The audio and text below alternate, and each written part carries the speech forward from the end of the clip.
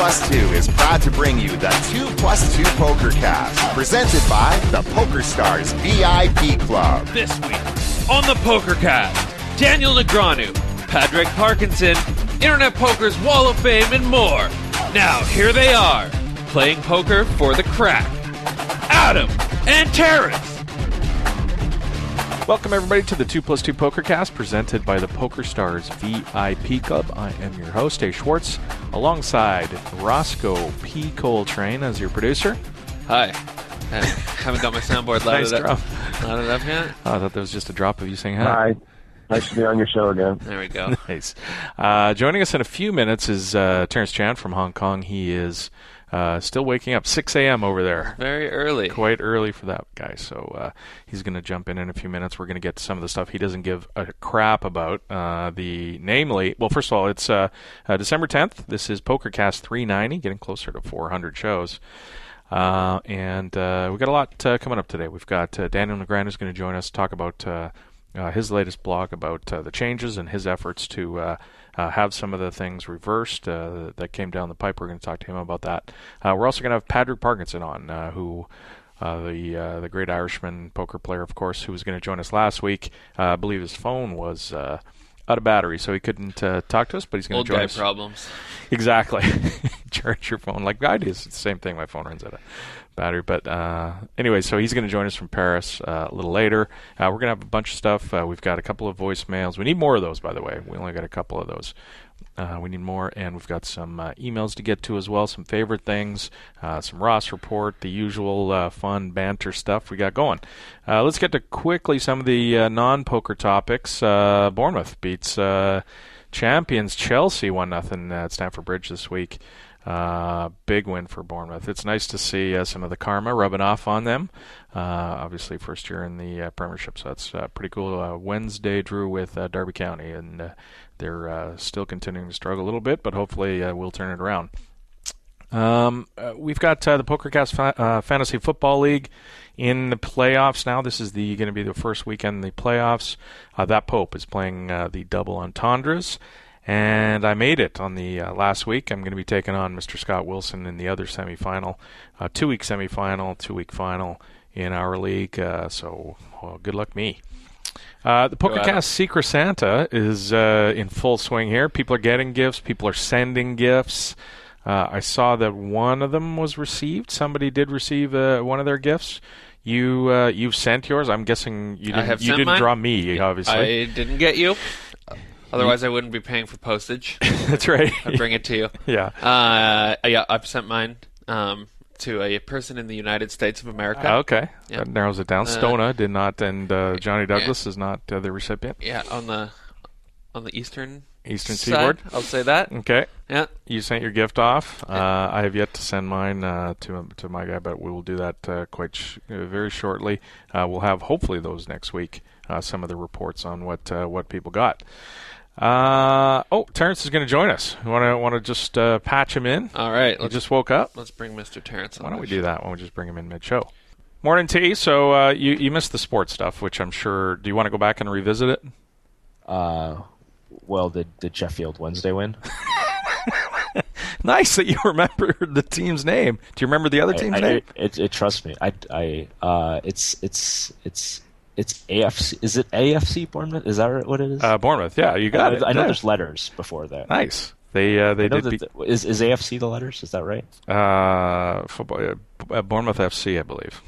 Bournemouth FC. Okay, I thought it was AFC for some reason. England.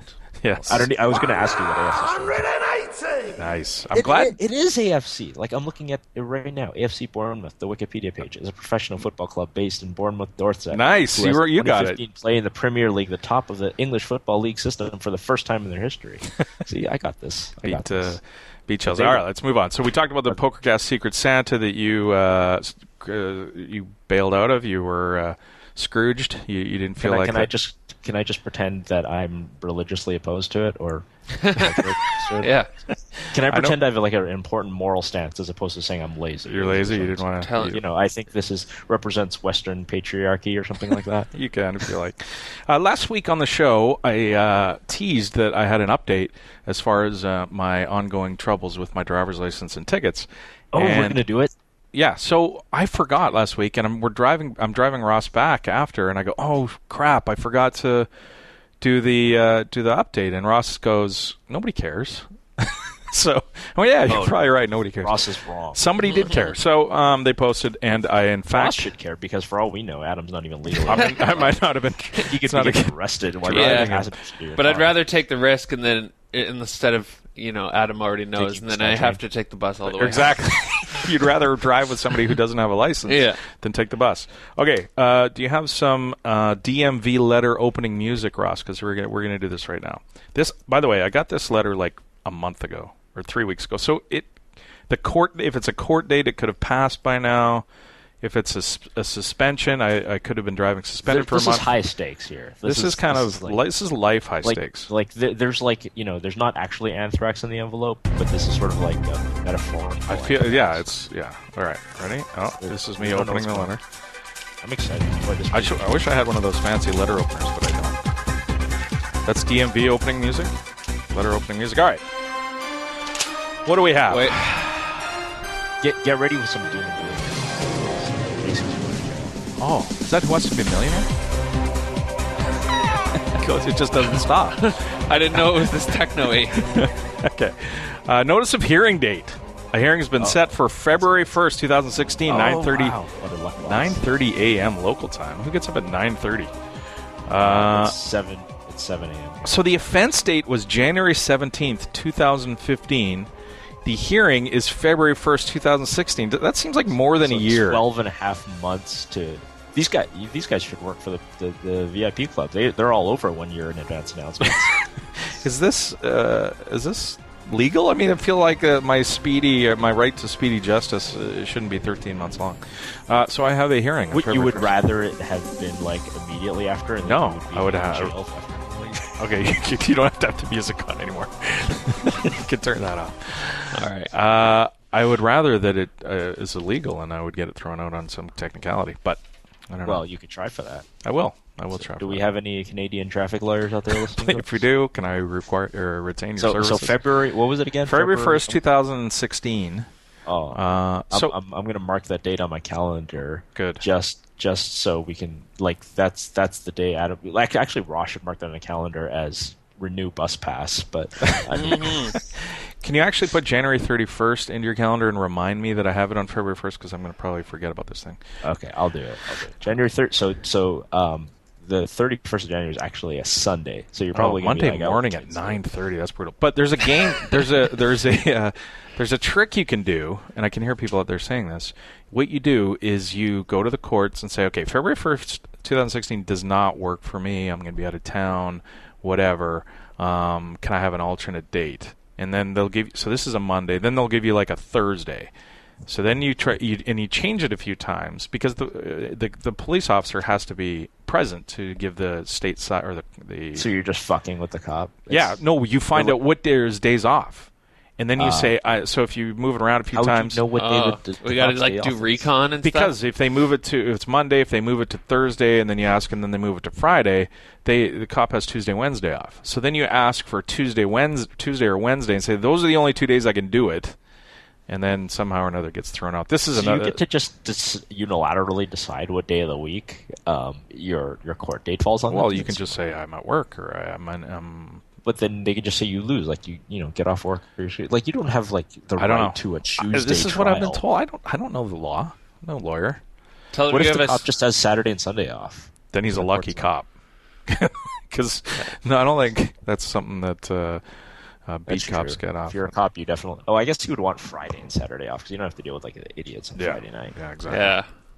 All right, that's the update on... well, that wasn't as dramatic as I thought it was. Wasn't as dramatic. I'm just glad it wasn't a suspension and I wasn't driving. Yeah. Next thing, we talked about this podcast for a long time. It was the #1 podcast for all of last year, I believe. This is Serial. We copied the intro. We made a... Yeah, we did. We should do that one again. Play that again for people who weren't listening to the show. That was a lot of fun. Robin did that. I don't even remember what episode that was. I can find it though. Anyways, Serial is the podcast. It was fascinating listen last year. Over a dozen episodes, I believe it was. I still have friends that are listening to it. Getting caught up. Yeah, It's still like the number 2 podcast on iTunes right now. They haven't released an episode in like 8 months or something. Yeah. So. A new season is out. It came out today. So for those who enjoyed the first season of Serial, this is season 2. Of course, it takes a long time to put something like this together. So understandable that they had, as Terence just said, 8 months in between. You better fucking find out if he did it this time.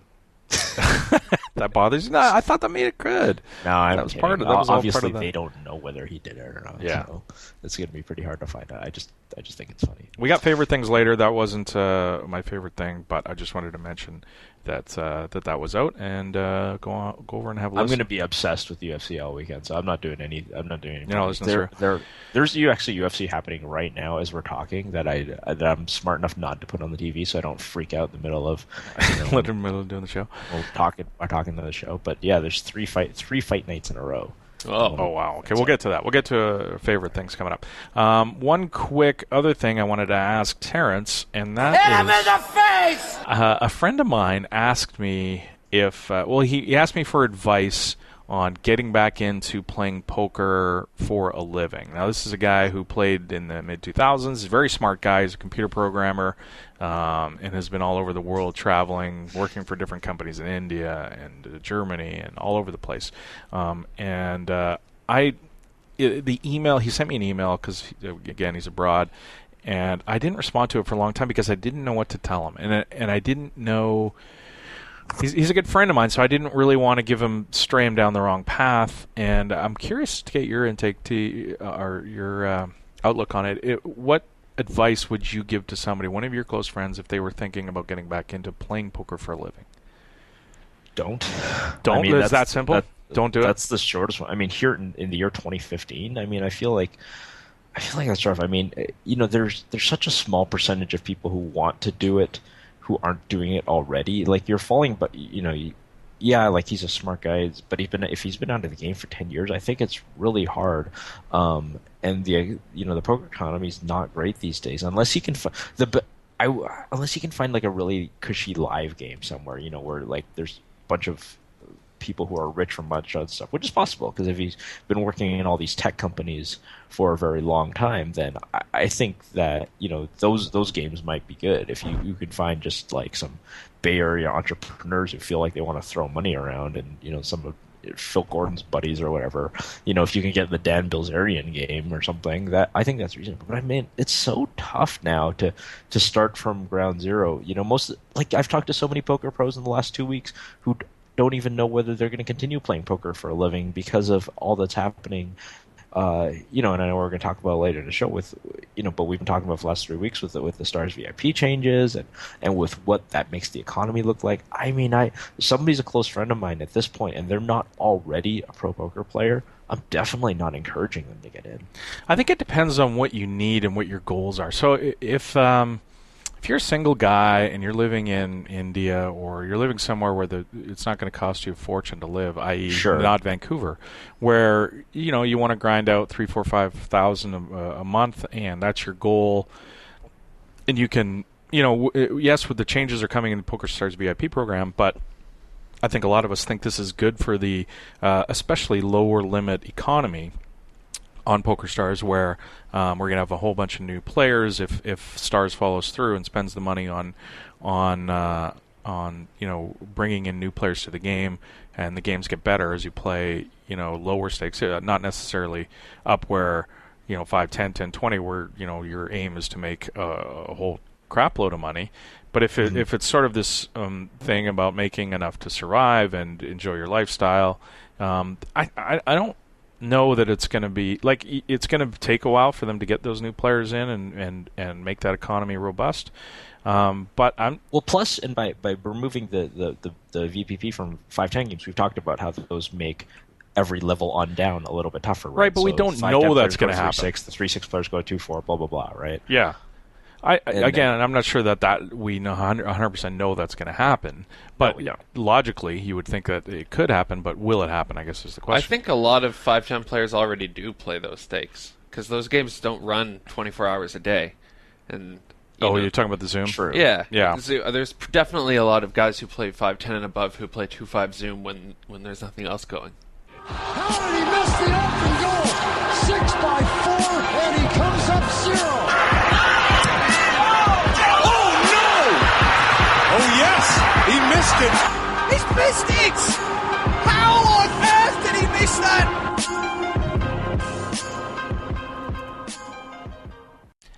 In case you missed it, Daniel Negreanu wrote his long-awaited blog on the efforts to mitigate some of the VIP changes at Pokerstars that were coming for 2016.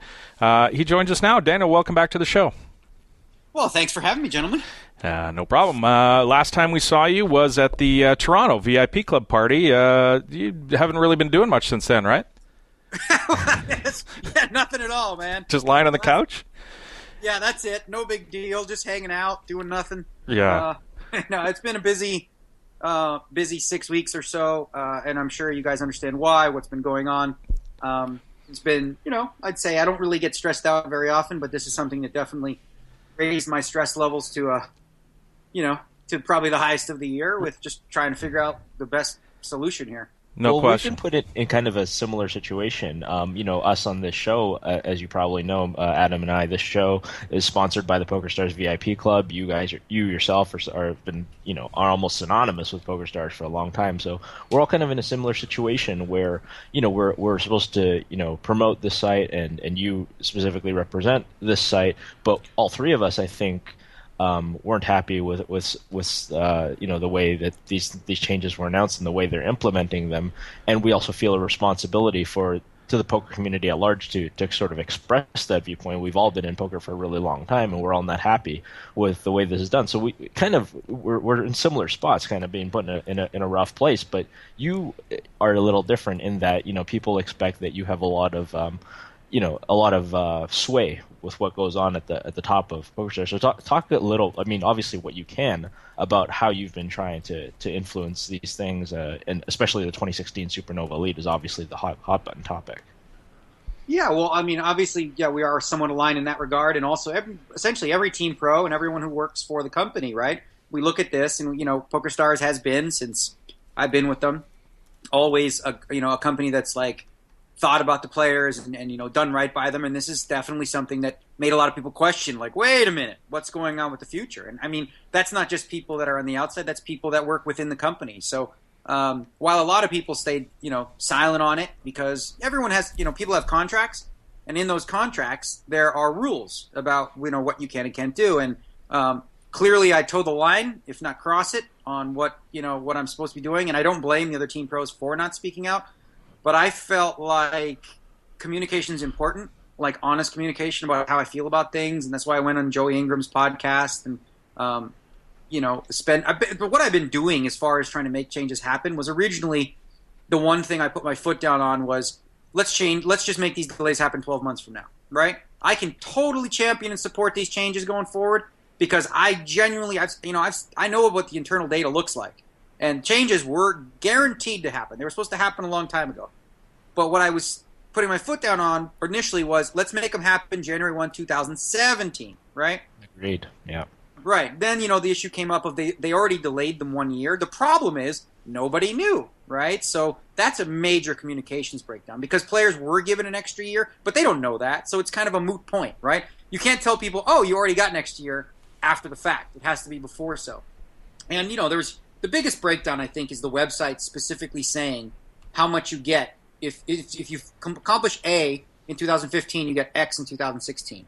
That would have been an easy fix, and I take responsibility for not knowing that was there and not asking the right questions. But if we would have simply said 2016 is undetermined or we don't know yet, well then, nobody was really promised anything. But Kieran, I totally get where the players are at with this. This feels like a broken promise in that regard.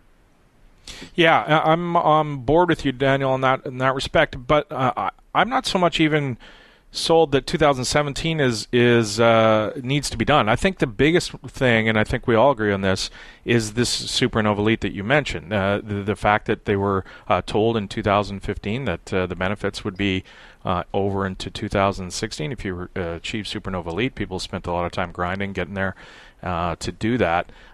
Now, my question is, I read your blog and I saw the communications from Eric Olrazer saying there are going to be 4 $1 million free rolls going forward for the players in 2016. These are coming back.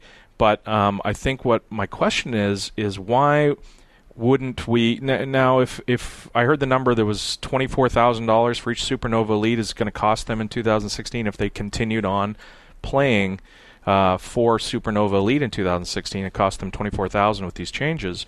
I'm wondering why that $4 million wasn't spent. If we can all agree that this mistake was, the Supernova Elite was the most egregious mistake, or the one that people seem to be having the biggest problem with, why wouldn't we spend that $4 million on compensating those Supernova Elites if it's $24,000 a person?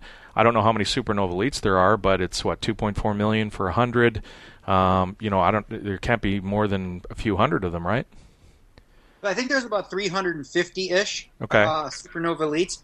And the thinking behind that was, and I totally understand your point, the thinking behind that was, it's in line with sort of the way they want to go in the future in terms of promotions, which promotions that are, available to all people. I get what you're saying in that if the money went directly to the Supernova Elites, it would go a long way towards making up for the broken promise that was on the website, right? Again, ultimately, I don't make, decisions on where and how it goes.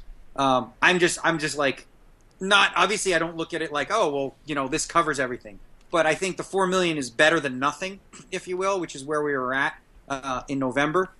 So I was in a position personally where I said to myself, okay, well, this is a lose-lose, really, either way. If I were to, for example, resign from the company and then the players get nothing, right? They don't get the $4 million. Or if I able to negotiate something, which is $4 million in free rolls, and hopefully that helps towards, the player base increasing in 2016, me staying on to make sure that, I have a bigger voice in the future and I'm much more on the ball with it. Neither option fixes the issue, right? Unless we delayed the changes January 1, 2017, no matter what we did, anything less than that is still going to be a broken promise to some degree. So ultimately, I just decided, I felt like something is better than nothing, and I knew that I was going to take flack either way, right? No matter what I do here, flack was inevitable, but I felt like the best choice for the players going forward would be the added bonuses, as well as, me being with them to try to make sure that things in the future are communicated much more transparently. I want to get back to that in a second, the inability to do this delay. But I something that you mentioned. So I want to be clear that the $4 $1 million free rolls, these wouldn't have happened you're kind of saying that had you not expressed and had other people not expressed how big a deal these 2016 changes are, you don't think that these $1 million free rolls would happen? You think this is a direct result? Because you'd hinted at stuff before. We assumed that the free rolls were the things that you're hinting at back on Joey's podcast. Yeah, no. Basically, I'll tell you exactly what happened. Okay. What I was trying to negotiate was, the rake back hit for Supernova Elites went from 63% to 45%, right? Right.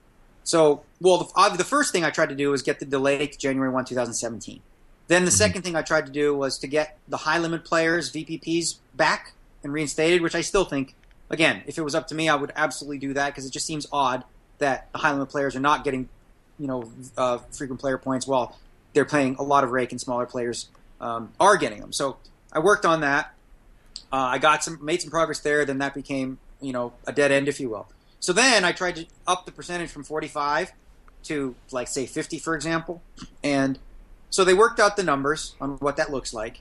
And it comes out to, I don't know, roughly, obviously it's always approximate, $2.8 million-ish. So that would be what I bargained for. So then we came up with something that was better than the 2.8. I felt like, even though the 2.8 is geared towards exactly those types of players, making it $4 million, including everyone in the community, there's some argument that, obviously they're better players for the most part. They're more likely to get that money, but it opens it up, and it's also an increase of, 25% of what I was trying to negotiate for. So what's better? I think the players that are at the Supernova Elite level would obviously probably prefer, the 2.8 for them specifically versus the 4 for the entire community. But I mean, listen, I'm not a businessman in that sense that I'm a Donald Trump negotiator. I just do my best to get the best value that I think is available for players, and then move forward and make sure that we don't screw up like this again. Yeah, on a personal level, how well does it sit with you at this point? So obviously you've worked really, really hard, and you've negotiated a lot of the stuff. You're sort of like almost like a union leader instead of a Pokerstars rep at this point. It must feel like, but obviously you kind of lost that battle with kind of them sticking to their word about 2016 Supernova Elite. How does that sort of feel to you personally? Because it seemed like a couple of weeks ago you felt really strongly that this was a broken promise and a failed commitment, but now you're kind of leaning towards it more as a communication error, and you're kind of saying like, well, we've got some other stuff going on. We won some battles. How does this sit with you personally right now? How do you feel about what's happened? Yeah, well, I'd say it's both. It's both a communications error and a broken promise. I think both are accurate. Mm-hmm. Going forward, obviously it doesn't sit well with me that this is happening the way that it is, right? But like I said, I've had conversations over the last month, and I've gotten to a place where I know some things that are coming in 2016 that I think players are going to love, and they're going to flip out about. And I know that it's, the company that's actually going to be able to create something that, it's possible that wasn't going to be possible before. So that's very vague, I know. And unfortunately, that's been the problem with communication is, we've been giving people bad news without letting them know, like, here's what's coming, right? And that's unfortunate because then all players hear is, well, all I hear is cuts. So how is this not a cash grab or a money grab, right? And I totally, acknowledge that and get what they're saying. However, I do know some things that are coming personally. So for me, while it doesn't sit well, the way this was handled at all, not even remotely, going forward, I do think that after the dust settles, that we'll be back on the uptick and that the ecosystem will be improved. I genuinely believe, and I'd bet on this, that there'll be more unique players in 2016 than there was in 2015, and that's a big deal, right? Because without unique players coming into the games have just become more and more unbeatable, and like whatever the win rates were for players before continue to shrink, regardless of the VIP program. So clearly, one of the most important things is new player acquisition, and I think that some of the strategies they have in 2016 and beyond to do that, I do believe they're going to work, and so from that perspective, I'm optimistic.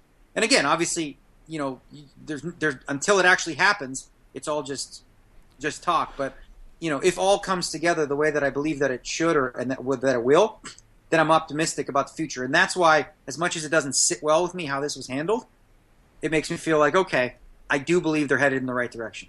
It's not something to quit your job over.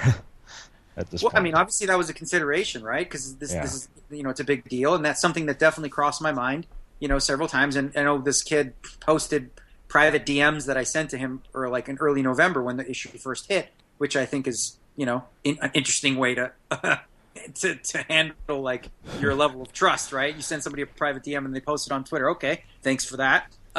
But then again, what I said in that was like, no, I won't stand for this. And I didn't like what I was hearing initially. So that's sent me on, hours and hours and hours of phone calls, delving deeper into it, and then coming to a point of, a choice point essentially where I had to figure like, okay, so what's the best way to handle this, right?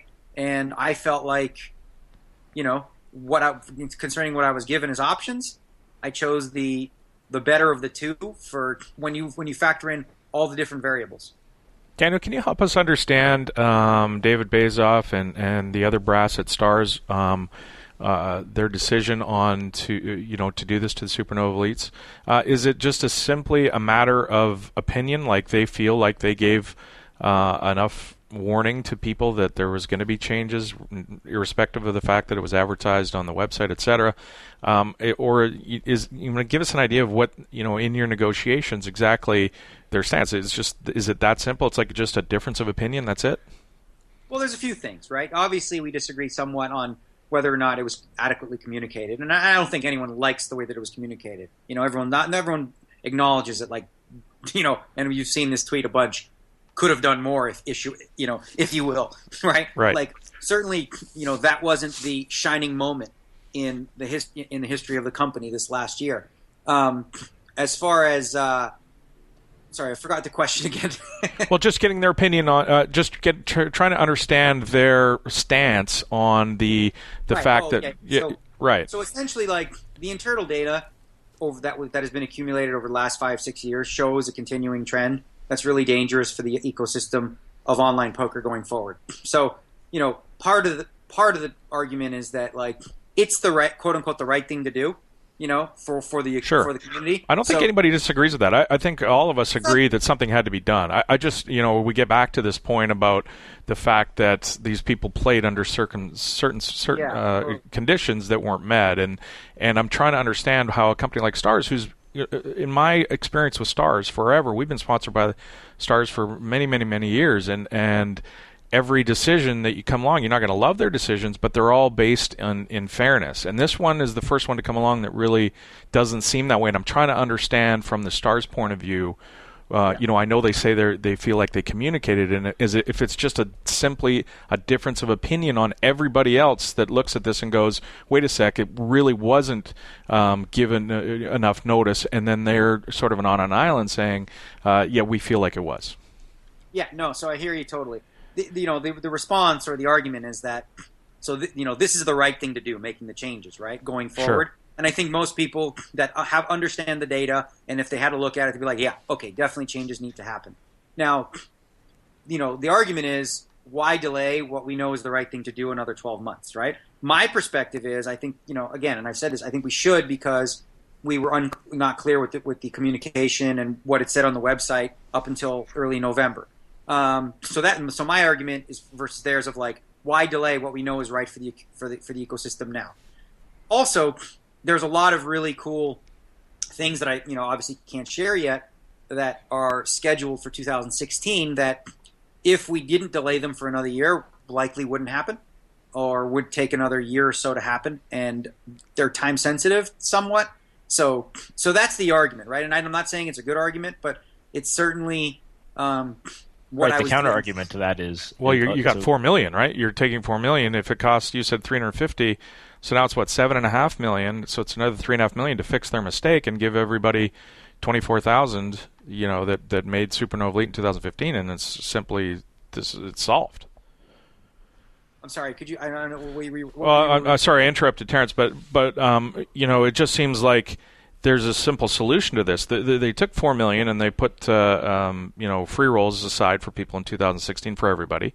But if they take that $4 million, and you said there's 350 Supernova Elites, 24,000 each, that's what, $7 million, somewhere in that range. It's going to cost them that $4 million if they don't have them for everybody. Use that $4 million, maybe add another couple million in there and compensate those Supernova. I mean, it just seems like there's a simple solution. You would think so. Right. I mean, I'm trying to. So that's why I don't understand their stance, because it's this, and we all agree again that something that this isn't healthy for the online poker economy, the Supernova Elite system, the way it is. But and I'm trying to just understand why they just feel that no, this is yes, there's things coming in the future, and that's great. I love that, and we're all down for that, and we don't want to delay that because the economy needs that influence. Anybody who plays online poker can vouch for the fact that the games are tough. They're like they were even a year, 2-3 years ago. It just has changed, but. It just seems like there's a simple solution, and philosophically they don't want to make that simple solution for some reason. I'm trying to understand. Well, I don't think we disagree really on that point. I think that like I said, I mean, I was in a situation where I was looking to get a 12-month delay on the changes, and then I was working on different things, and ultimately I got to here. Like, realistically, from a legal perspective or whatever, like they didn't have to do anything. I know that people don't like the airlines and no one's a fan, but airlines do this all the time. Like this sort of practice in other businesses happens all the time. Customers don't like it. They're not happy about it, but it is within their legal rights to change promotions, despite the fact that it's going to lose credibility with your customers when you do these types of things. So from a legal perspective, they don't have to they could have literally went from 63% to 0, right? Like they're legally within their right to do that. They already went from 30 to 45, and I know that that's something that happened internally that people don't know. They already made concessions on that regard internally before it was released publicly to address the issue, and they feel like they've already gone they've already gone from 30 to 45, which represents a substantial amount of money, obviously. And so, we got a little further along, but not obviously to the point where we can, where I could get to them to like fully honor what was written on the website.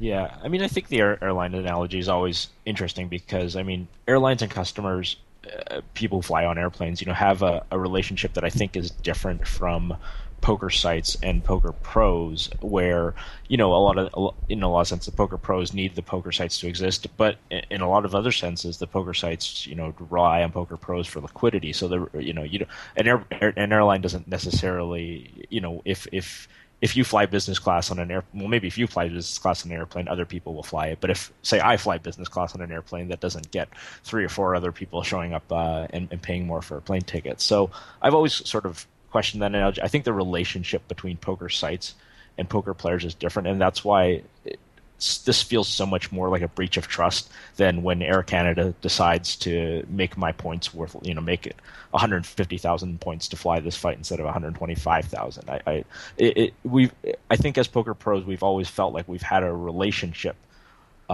with Stars, specifically because they run. So, I understand that point of view. A question I wanted to ask, obviously, is there's a sense in and this kind of relates to this. There's a sense in which the new Pokerstars, the ICYMI Pokerstars, feels different from a poker perspective. Whether that's perception or whether that's truth, I think you can speak to that better. And that it's not a poker company anymore, that it's being run more like a casino company. But we don't have a lot of internal insight into that. What's sort of your insight when you talk to the higher ups, the poker management, all the people up to David Bazoff? Does this feel like Isai's old company? Does it feel different? What's your perception there? Okay, so there's definitely a very important distinction between when Isai and Mark were running the company and once it was sold. No matter who they sold it to, changes were going to come, obviously, because once you take a company public and it's on the market, you have shareholders, you have numbers that you have to adhere to, you have to look towards improvements in other areas, and it's different than a family-run business, right? So when that decision was made that they were going to sell the company, it should be assumed essentially that changes were going to happen.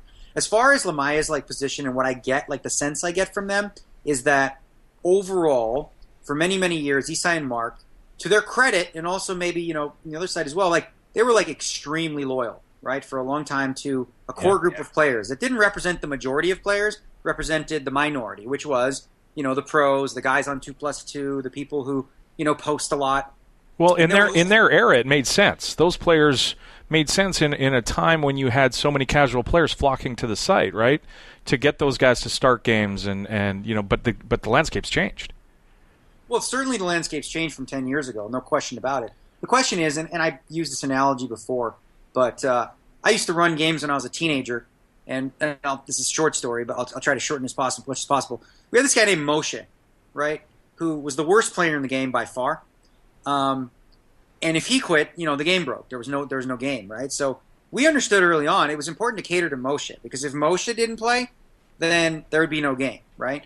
And I think the shift in terms of philosophy is I've always believed in more of a trickle up, right? Where if you make sure you take care of the recreational players and make sure they have a really good experience, pros will complain about how awful the food is, how bad the ceilings are, how smoky it is. But if the game is good enough, they'll sit in the toilet in the subway station playing, right? It's just, I remember this because we had a private room called Check and Raise, which was beautiful. No rake. We charged no rake, free food, high ceilings, really, really nice place. Moshe eventually decided to open up a club down the street, and he had 5 or 6 friends just like him that were just as bad in an absolute dump. No free food, high rake, smoke-filled room. But guess what happened after a month and a half? The place Check and Raise was empty, and everybody was playing at Moshe's because the action was better because of those specific players. So I've always understood, PokerStars has sold the dream that you can become a professional poker player. And it's a valid dream, and it's an important one. But the other danger is, what part of the ecosystem are we neglecting? And what part of the ecosystem do we need to do a better job of? And I think one of the biggest aspects is retention of these recreational players who deposit $20 a month, and they just want to have some fun. And the playing experience, honestly, if I've heard this from many people, and we've got tons of emails to show it, how many thousands and thousands, of people who've complained about they play in one game, let's say a $1 and $2 no limit 6-max, and there's 2-3 guys at the table that are taking 10 to 15 seconds every time because they're 20 tabling or whatever. They're playing many, many tables. So the player experience, if they're only one tabling, isn't as good, right? So we have to think about a lot of different ways we can creatively make sure that the playing experience for the players that create the games, because look at it this way. Without recreational players, there is no poker. It's not possible, right? Without pros, there's still poker, right? Because recreational players will play it. I get that there wouldn't be as much of a liquidity, there wouldn't be as many people, but those players, without them, if we don't find ways to bring in new recreational players, everybody loses. That's pros, everyone. The company, the pros, everyone. Like, we really are aligned in the same goal, I would assume, of, hey, listen, let's find ways to get new players into the game. And Amaya is going to, heavily pursue new innovative ways to do that. Will it be effective? I hope so. I believe it will. And if it is, it could mean the win rates for the players that are now taking the hits actually increase.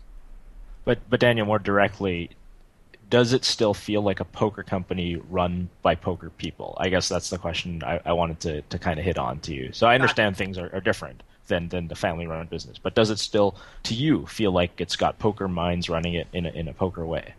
Yeah, obviously it's different, right? But I would say that yes, there's definitely some people at the higher up level that fully understand poker. They look at the numbers, but there's no question that there's new verticals and expansion, right? And part of that expansion is designed to actually, improve the poker ecosystem as well as the other verticals, which is sports and casino and these types of things. The crossover is designed to help all of them flourish, right? But it's definitely not as focused specifically on one area. They're looking to expand upon it and find, like I said, unique ways of bringing in new people. So yeah, it's definitely different, but I wouldn't say that poker is at the bottom of their list of, issues that are important. I think they're just looking at, and I've spoken to David specifically about this, he is thinking about, and I genuinely believe this, he is thinking about the vast majority of players and what's best for them going forward, and that's a big part of why some of the changes, are being implemented at all.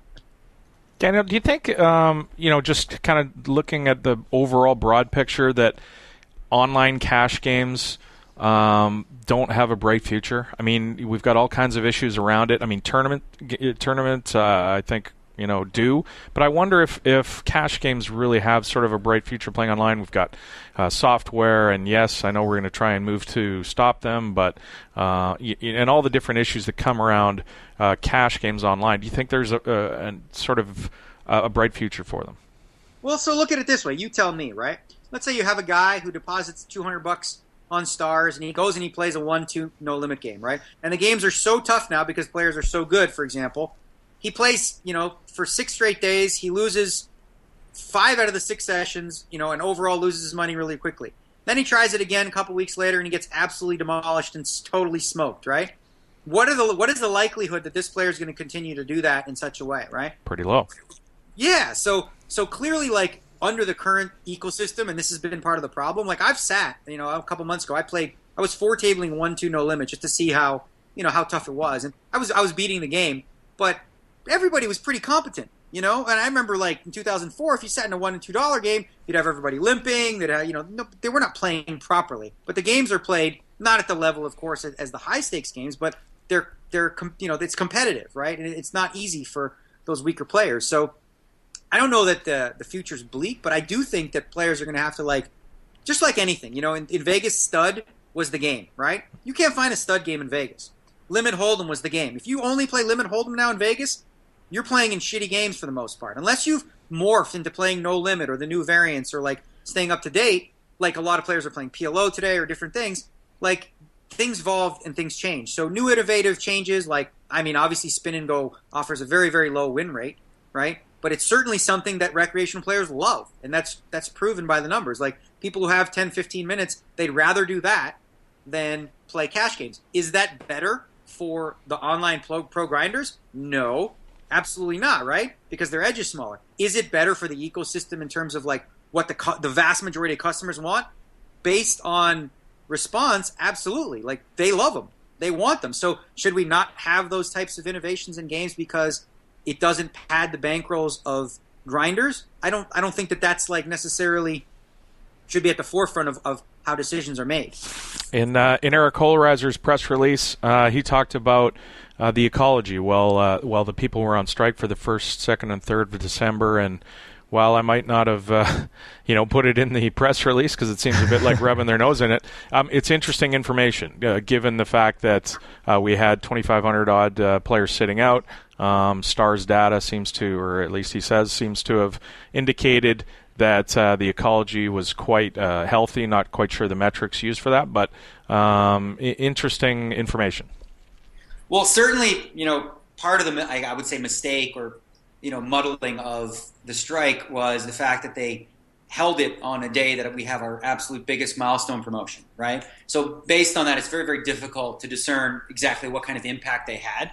But overall, the numbers that they received were basically reinforcing their belief that the changes they are making are the right move. And that was what I said on the podcast. I said that, it could, if that's what happens, then it, may not, I wouldn't say backfire, but may not have the effect that, everyone was hoping, or at least the players that were boycotting. What it showed was that obviously losing players were losing at a much slower rate, which is definitely what they want to see happen, right? And that's good for the ecosystem.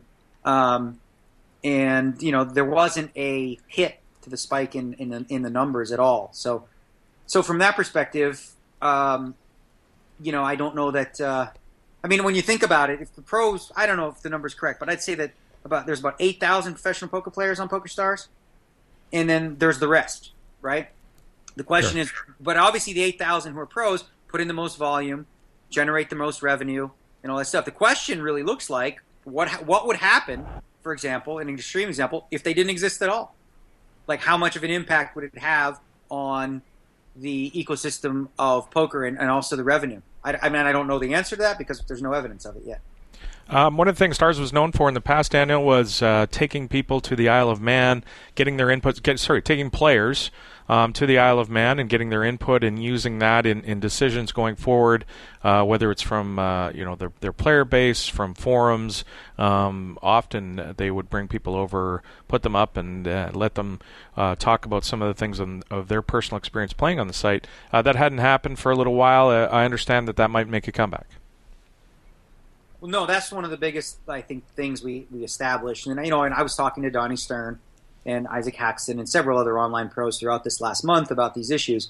And one of the things that players always appreciated was the fact that they had direct contact with the higher ups to discuss these complex issues, so that they had a better understanding as well of why decisions were being made, or even maybe if the company's missing some things that they're aware of, they can help. So that's something that David was very, very receptive to, and looking to have a meeting. Within about a month, we looked at right now, but Donnie's here in Vegas playing the WPT next week, as am I. Then there's vacation time, obviously, through Christmas. So but that's definitely really, really important. It's important for me too, because as much as I have a role with the company, I'm not the authoritative figure on all things online poker. So it's important that I get educated by the core players who are, and understand what are the issues that you deal with.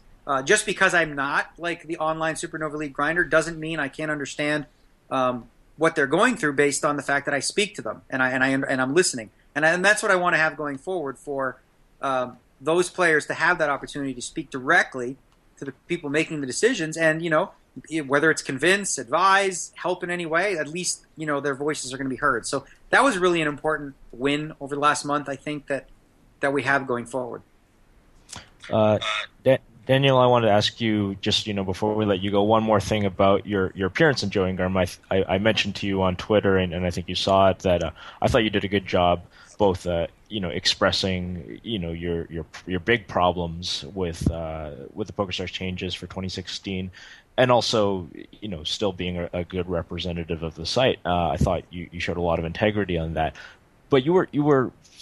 I'll be honest with you. I feel like you were substantially more aggressive on Joey, so taking a hard line on the Supernova Elite things than you are in your blog now. We're talking it more as a communication error and less as a broken promise, even though you've just said recently it's a broken promise. But my question is more, has Stars in any way sort of encouraged your communication or censured your communication? And have they ever, since the Joe Ingram podcast, have they told you, like, listen, we're not changing this? And obviously they haven't changed it. They've stuck to their guns on this. And they've said, you better get on board with this program. Has there been any sort of internal slapping of your hands, or have they in any way sort of, asked you to change your message in any way? So that's a very, very important question. And I know some people on the forums were suggesting that. There's absolutely no truth to that whatsoever. I haven't been muzzled. Obviously, as I said, I have a contract with the company, as do the other team pros, and within it, there are passages that discuss disparaging comments. So, I basically take a big risk by saying as much as I have on the Joe Ingram podcast, with the blog, and so forth. So, obviously, it's important for me, obviously from a legal perspective, to toe the line of what is honestly true for me, and also do so without just flat out bashing the company, right? So I have to make sure that the messaging is basically walking that fine line of truth, honesty, without crossing a line too far the other way. They haven't. As far as the blog I wrote, it was me that wrote the blog. I sent the blog to the company to have a look at it before I posted it, to see if they had any things that were, if there were any suggestions or if there was anything in there that I was sharing that was too private or wasn't available for public. And there was a couple things that I wrote in there that were directly related to certain things that are not public information and I'm not allowed to share publicly. So there was edits to that, but in terms of the language and where I went with it, or specifically the part about David Bazov, that was not recommended to me by anybody. I chose to write the blog in the way that I did based on the information that I gathered. And I get the blog wasn't as venomous and angry as maybe I appeared to be on the podcast. But ultimately, I'm looking to move forward and try to make sure that the relationship between the players and PokerStars and myself is one that works for the betterment of everyone. Because listen, let's face it, right? In 2016, if you're an online poker player, for the vast majority of you, the place you're going to want to play is PokerStars, and the vast majority of people that do play will play at PokerStars. And going forward, I do believe that there's going to be an influx of new players that are coming in, and people are going to want to take advantage of that. So here's where we're at with it, right? So we have to find a way to all sort of, I wouldn't say kumbaya, but find a way to make this work. And I thought that with the blog, I wanted to make sure that I was being clear about my responsibility and my role in terms of the failures that I had by not being more up on the ball on these issues, but at the same time show that I do believe, which is true, that things will improve. I really genuinely believe that. The company has been owned by Amaya for a little over a year, right? And there's been communication breakdowns. This isn't the first one. There's been a few. And there's lots of room for improvement. And that's where my focus is going to be, on making sure that whatever changes we make, not only is it good for the ecosystem and the players, but we're doing so, with integrity, which, has been in question, obviously, with these implementation of the way that this happened. Time to be honest with you, Daniel. The real reason we brought you on was to get an update on the NHL expansion in Las Vegas. Given we're all Canadians, we need to know that kind of stuff. Why don't we just focus on that for 30 minutes? That would have been much more fun. What's going on? It'll happen. It's going to happen. It's just a process. Gary Bettman's going through all the logistics, but we have all our ducks in a row. So as soon as expansion happens, I don't know exactly when. Hopefully 2017-18, but that's not been confirmed yet. But what's the name? What's the front runner for the name? I will tell you that I think the front runner, he was a West Point guy, Bill Foley. So I would say that the front runner is the Black Knights. I think his wife likes just Knights better. But there'll be a contest for a name. I like Rat Pack. I think that's kind of nice. a fun name. Yeah. But we'll see, I think Knights is okay also, or Black Knights. Oh, Daniel, so your documentary premiered in Toronto last week, yeah? Correct. How did that go for you? I watched it with everyone else for the first time, and I was really shocked by it. I mean, it really took a different angle than I expected. It really delved into my family, my childhood, my parents, a lot about my mom and my dad. My brother played a large role in it. And, I cried throughout it, and I was surprised to see that most people in the audience were too. So it was an emotional moment. I had my family and friends there, as well as others from who bought tickets from the VIP program and whatnot. So it was pretty emotional for me. I mean, it's really a look back at, for me, the thing I got is just how great of a family I had and how blessed I was to have parents that instilled values in me that, I hold true today. How hard is it to watch that kind of personal sort of insight into you get released to the world. I mean, it's got to be this weird situation where you're sitting there and everybody in the world is sort of, getting to see all this stuff. I've always been a pretty open book throughout my life, and especially in the poker community. So none of that part embarrassed me. I mean, obviously, there's some pictures of me with my shirt off when I'm 20. I got a big hairy chest, funky hairdo, whatnot, So, but that's life. I don't get embarrassed easily. I'm not really afraid of anything that's happened in my past. I look at mistakes I've made in the past and go, okay, those were errors, and they don't define me. I don't know. I don't really have a problem just being open about who I am and where I came from. Daniel, thanks so much for your time. Really appreciate your insight on the process that you went through in the last 6 weeks with these changes and working with Stars. And we will talk to you soon, sir. Just the proof right there. He said process, right? For you Americans in the audience or like people that are listening, he's saying the word process. Process. That's right. Oh, so Mr. I live in Las Vegas. He's an American now. He can point these out. The expert Listen, on Canadian. I'm just translating for those. Right. Thanks a lot, Daniel. You got it, guys. Thanks to Daniel there. That was, I'm sure, some tough questions, some tough podcasts and lines of questioning he's been given the last 6 weeks or so. And props to him for standing up and answering every question. Yeah, to me, it still has the feeling that it's not that he's being censored, and I believe him when he say that Stars hasn't muzzled him. And well, I believe that too because we haven't. I mean, it's also if right. It was a way. Yeah, go ahead. Sorry. No, but he's obviously much more. Of course, I would think of the things that crossed David Bazov's desk. Daniel on Joe Ingram is a little higher than us. No question. But if they had a policy of influencing people who they sponsor, we would have heard about it. We would have heard about it, yeah. No, but I mean, I do think, to that point, I think that maybe even on a subconscious level, like, he's getting all of these emails, he's having all these phone calls with these people. It's harder for somebody under these circumstances to be the pit bull.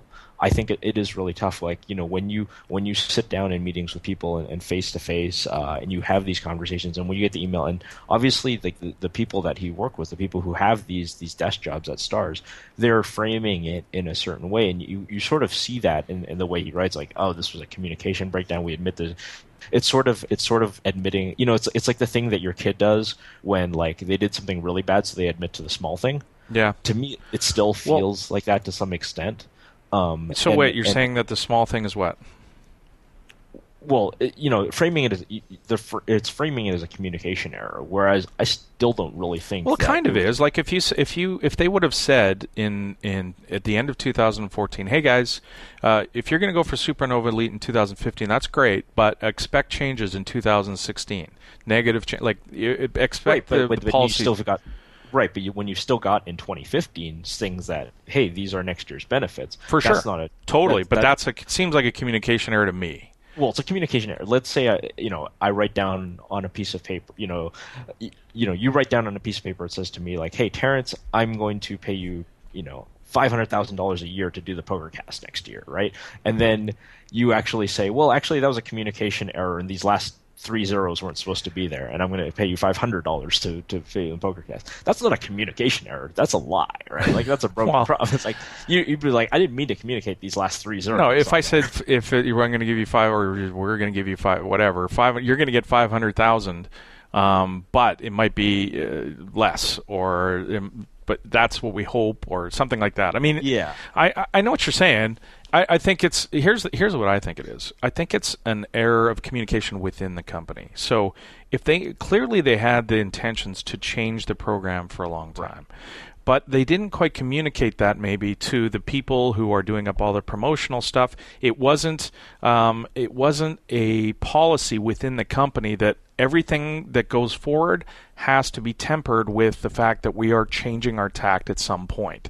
So guys that are doing the advertising for Supernova Elite, there was no directive to them they've been doing this for years this way, so we're going to do this for 2015. We're going to point out all the benefits. There's the fact that they didn't really know how much they were planning to reduce the benefits. I mean, here's the thing. If it's like a 5% reduction, we're probably not still talking about this 4 weeks later. We're probably moved on to some other topic, and some very small number of people are grumbling. But because it was so dramatic, that's why it's such an issue, and there's rolled out with all these other things. So I mean, it makes like I see where you're coming from with this communication breakdown, but it I think most people are still going to consider at this point a broken promise, and even Daniel used those words himself. I still wonder to what extent they being Pokerstars prefer the framing of poor communication, because it's much easier to say I'm a poor communicator than to say, well, I promised something and I delivered something else. So it is it's definitely a tough spot for him. It's been a tough spot for us to try to talk about this frankly. So it's much tougher for Daniel, who's the public face of the company. Much more money for Daniel involved to represent the site well. Yeah. I will say, and I pointed this out, I think, when we were talking to Daniel, that this is the first sort of real decision that I've had a complete disagreement with. I didn't like some stuff that happened, whatever. I understood it. It was within boundaries of fairness. Any other decision along the way. This one I really don't feel like is the correct decision. Now, that doesn't... Well, not the correct decision, but this is the first one that doesn't feel fair. Feels wrong and feels wrong. Now, that doesn't undo all the good things that this site has done for a long time. And I'm not here going to apologize for them, but I'm going to point out the fact that they bailed out the Full Tilt Poker people. Yeah, I thought that was way above and beyond. To the tune of a lot of money. Was it good for them business-wise? Sure, but they didn't have to do what they did. And yes, that was under ICYMI and different things in the companies. But again, I'm going to point out that I don't like this decision. I don't think it's the right decision, but it's not systematic to me.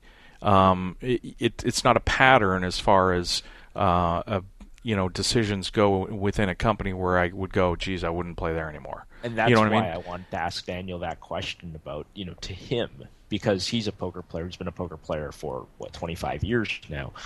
He's been doing this all his life. Does it still feel like a poker company run by poker people, or does it just feel like Amaya, the big casino company? And that's, I think, valuable, because if you are a poker company, you run it in a poker way, and you understand the needs and the values of poker players, and why something like this would be taken with so much disgust. And that's why I think it's really important, because we've been used to, like you said, we've been used to 13, 14 years of Pokerstars doing the right thing, and to have this one dropped on us looked so different.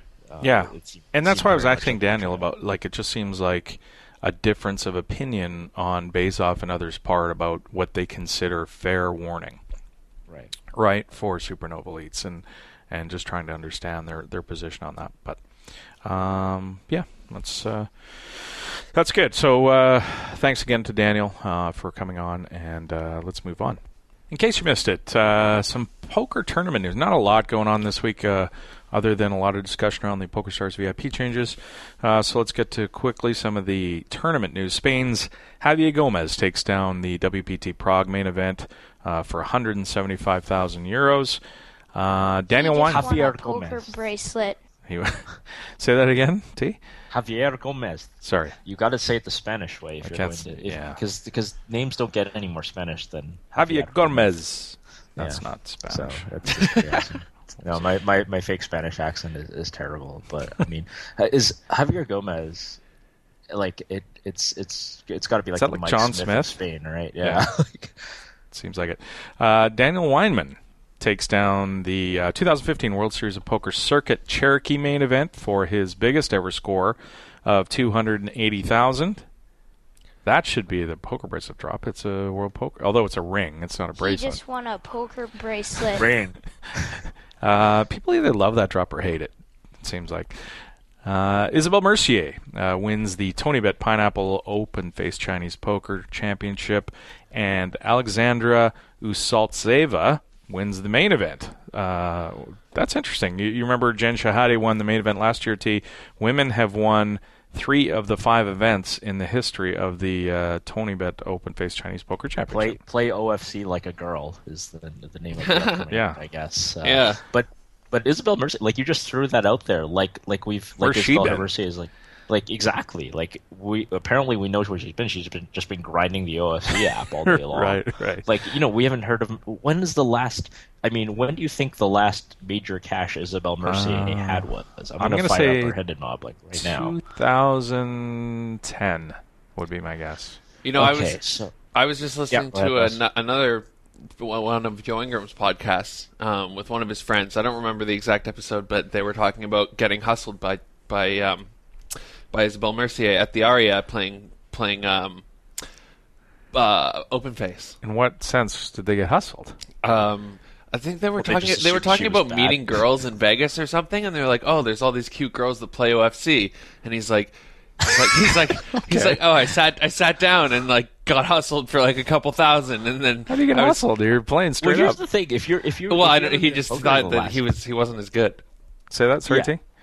If you haven't been around poker in the last 5 years, you had no idea who Isabelle Mercier is. True. Like, I kind of get it. Like, if Isabelle Mercier was obviously like a huge deal in the late 2000s, she was arguably the most famous woman in poker for a period of time. I don't think she it's had the Stars deal arguably. and everything. But like Yeah. we were just alluding to, she's basically been completely absent from the poker world. So I've pulled up Isabelle Mercier's Hendon Mob. So ignoring this win and then some few small cashes in like Paris and Monte Carlo where she works she cashed once in 2013, once in 2012.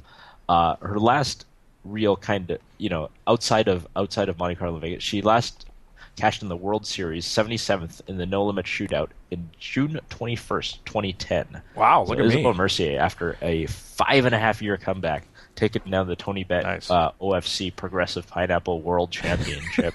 So that's what she's been doing for the last 5.5 years, just brushing up on her OFC game and hustling people in Vegas and just being a Badass. Quebecois OFC powerhouse. I remember we had an interview with her years ago on the show, and if she was in the Bahamas or Barbados or some Caribbean island, we were calling her, and there was a tornado. There was like a there was some sort of typhoon rolling through, and it was like all over the news, and I was, Jesus, get the hell out of there! But planes were grounded or something. It was, but she's always a good interview when we did have her on. Yeah, before. she's great people. Really, really nice, honest, down to earth person. I used to spend a lot of time with her when she actually came to Vegas. But yeah, so she's great. In case you missed it, there was a congressional hearing this week on the Restore the Wire Act, and it didn't go very well for the bill's proponents. They seemed very unprepared. I think Lance Bradley had a quote about saying, "You remember when you woke up in high school and you had a term paper due that day and you hadn't done anything?" That's what it seemed like these people were the situation they were in. They really didn't know what they were talking about and kind of got exposed a little bit. This wasn't it was an informational hearing only, but nearly every representative on the committee that voiced an opinion either openly opposed the Restore the Wire Act and the prospect of online gaming ban throughout the U.S., or at least called into question whether it was a good idea. It just seemed like the people who were on the committee were saying, look, this is a state's issue, basically. So this a lot of people are saying this is sort of the death knell for federal legislation against online gaming in the U.S., and it appears that it's likely going to be up to each individual state, which is good, right? I mean, that's as good of an outcome as we could have hoped for something along this lines. The feds ignore all that shit all the time, but yeah, I guess. Well, yeah, I guess the other situation is that even if they did pass federal legislation, each state has say on their gaming regulations. Look at Nevada and New Jersey and other states that have gaming. So it's not like each state could protest the fact that they're having stuff shoved on them and probably win if they decided they didn't want to partake in that. But I guess a lot of states would just go with it. But who knows? When we've got in Pennsylvania, there's a vote to allow online gaming today as well. So we'll see what happens with that. If they become the fourth state in the U.S. that does allow regulated online gaming. In case you missed it, Portugal has moved to segregate their market, ring-fence their market. This is after the tourism minister earlier in the year said that Portugal would learn from the mistakes made in Spain, France, and Italy and not ring-fence their online gaming, online poker legislation. And now it seems like they've reversed on that and are going to be ring-fenced. I can't imagine Portugal, I don't know, have the size of Lisbon in front of me, but I don't imagine that Portugal is a giant market. And Portugal's 10 million people. Italy, for reference, is 60 million. Yeah, so ring So is fencing France. 10 million people seems like a bad idea. It's a big city, right? Like, Yeah. it's like the size of New York City. So it doesn't seem like they learned their lesson. I wonder why they went back on that. It's kind of strange. In case you missed it, 92% of Full Tilt Poker players have now been made whole. Did we talk about this last week? I think we might have. Not that I know of. No? Okay. 110 million has been paid back to 43,000 players. 43,000 players have been paid back. 3,800 players are still to be paid 5 years later. These last 3,800, I believe, are people who filled out the petitions incorrectly the first time. And when we say 43,000 players have been paid back, 3,800 players still to go, these are the people that have actually applied to have money back. Surely there are, when you think about that's what, 51,000, 52,000 people applied to get some of their or all of their balance back. You would think that there was much more than 52,000 people with money in their account at Full Tilt Poker at the time. Just so didn't bother, yeah. Yeah, that does give us an idea. Do we know how much cash is left to remain? Because I would be curious about what the average deposit of the 3,800 who haven't been paid yet, but I don't know if it's probably similar, right? So 43,000 people into 110 million. Not a math guy. Seems like about $250, something like that. But you think you don't think it's any different than average? Because I mean, I would think that maybe there are probably some really high roller boss players who might still have money locked up, but I don't know that. But wouldn't they be less likely to fill out their petitions incorrectly? Like these 3,800 players are people that screwed up their petition. It could be. So we're done with all the red pros, all the affiliates, and all the sort of like the gray area people, I guess. That's what it seems like. What Yeah. we're saying. Okay, all right. 110 million over 43,000 is 2,558. So that's actually much larger than I would have guessed. Oh, $2,500 a player. Yeah, on average. Unless I dropped a zero or added a zero in there somewhere, Yeah. But yeah. Likely that I did that. Okay, so that's 25. That's substantial. It is substantial, and you probably skewed by a lot of people with a couple of people with $1 million or whatever. No, of course. But still, yeah, $2,500 is a fair amount of people, and then that also speaks to why those are the people. It's skewed towards people who had large amounts of money, right? 51,000 people. If you had $100 in there, you probably or $40. You're not likely to apply to get it back or go through all the process. Right. Yeah. But good to see that, of the people that have made applications, 92% of them have now been made whole. So good to know. All right, we are a podcast sponsored by CrushLivePoker.com. This is a website that helps you with your live poker game and all different types of strategies surrounding that. It's run by Bart Hansen, CrushLivePoker.com. He's going to bring us a strategy minute or two where he talks about a certain concept and gives us a little tip and a teaser to head on over and use their is it a free week or free 2-week membership that they have, Roscoe? I believe it's a month. Free month you can sign up for. Head on over and check it out, see if you like it. Crush Live Poker, what's the strategy segment this week, sir? This week, Bart is teaching us about thin value betting, so you can make many zeros. thin value betting. Or at least one extra zero, at the minimum. Yeah, that's the whole point of thin value betting, right? Is to make that one extra zero. Yeah, bet $10. Good. Here's a thin value betting lesson from Bart Hansen over at CrushLivePoker.com, and we will be back. We're going to have Padrick Parkinson is going to be in our next segment. You're listening to the 2+2 Pokercast, presented by the Pokerstars VIP Club. More right after this.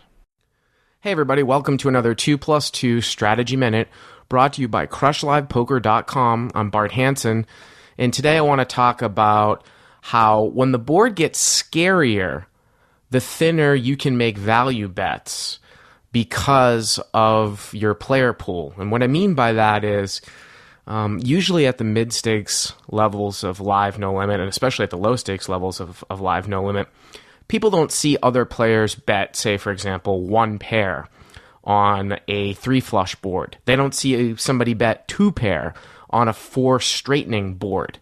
So, if you're good at hand reading and you can figure out that your overpair of, say, kings or aces on a queen-high board is likely to get called down by a queen on earlier streets, or it has been getting called down by a queen on earlier streets, then, for example, on a board like Queen, 4, 5, 6, 7, you can get called by King Queen, Queen Jack, Ace Queen, because your opponents never see anybody else bet one pair in that particular spot. So whenever you can get into a situation where you can actually bet very thinly on a scary board, you'll actually be surprised how light you'll get called down. Now let's get back to the Pokercast. Under the gun opens to 3x 200 big blinds deep. I defend my big blind with Queen Jack off with no spades. The flop comes Ace King 10 rainbow with one spade, and it's a flop that favors the opener's range more than mine, and it's hard for me to check raise any semi-bluff, so I check call his c-bet for deception and to protect my range. The turn is an 8 putting a flush draw out there, and this time I check raise to set it up for a pot-sized river shove. The river is the worst card in the deck, another ace, and I check with the intention of folding to a shove, but he elects not to turn 10-8 into a bluff, even though it's a great candidate with the full house blockers, and I win the pot. Team Pro Online's Mickey Memento Mori Peterson is a Supernova VIP. This is the 2+2 Pokercast, presented by the Pokerstars VIP Club. Attention everyone not named Alan Kessler. Have someone you would love to appear on the Pokercast?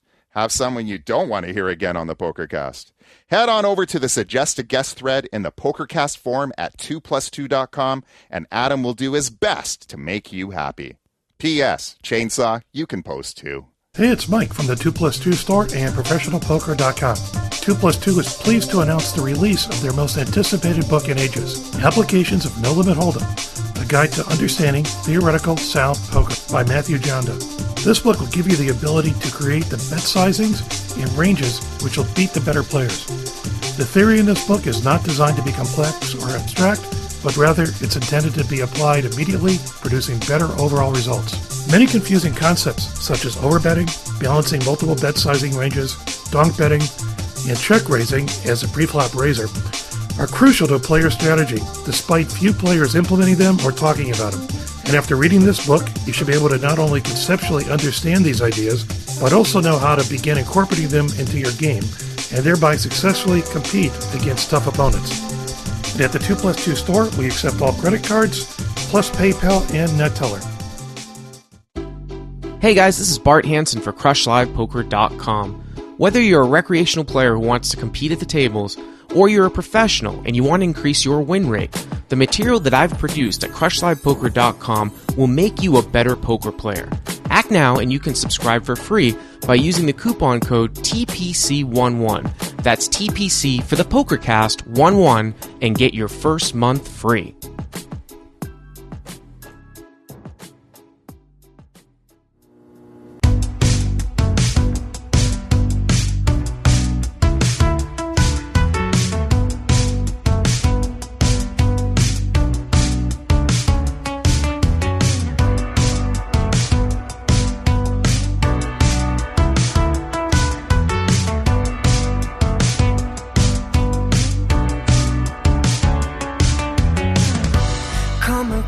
A perfect feeling that will never come alone. Welcome back to the 2+2 Pokercast, presented by the Pokerstars VIP Club. Today we are joined by a man we were hoping to be joined from last week. This is our very dear friend, Mr. Padrick Parkinson from Ireland. He is in Paris. And we want to talk to him about some of the stuff going on there, as well as the Hall of Fame and some different things. Padrick Parkinson, welcome back to the Pokercast, sir. Well, it's always a pleasure. I mean, I think the first time I did it in Dublin, we had a great laugh, and I'm hoping to do it live again with you guys sometime. I'd love to get back to the Irish Open. Because then you can't edit out all the shit. That's right.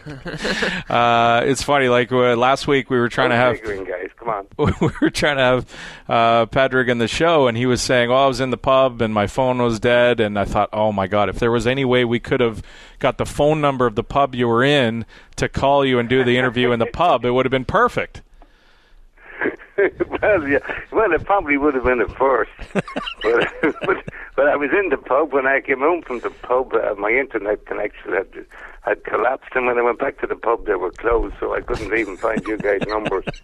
But when all that shit's going on, it was probably just as well you weren't talking to me anyway. That's a good thing. All right, before we get into some of the poker stuff, Padraig, I want to ask you, I know you're in Paris, and can you talk, we were all, of course, around the world, we're watching in horror on what happened a few weeks ago. I think you might have been there, but maybe you can tell us exactly where you were, how it went down, and what the city's like now, sort of, in the wake of all the attacks.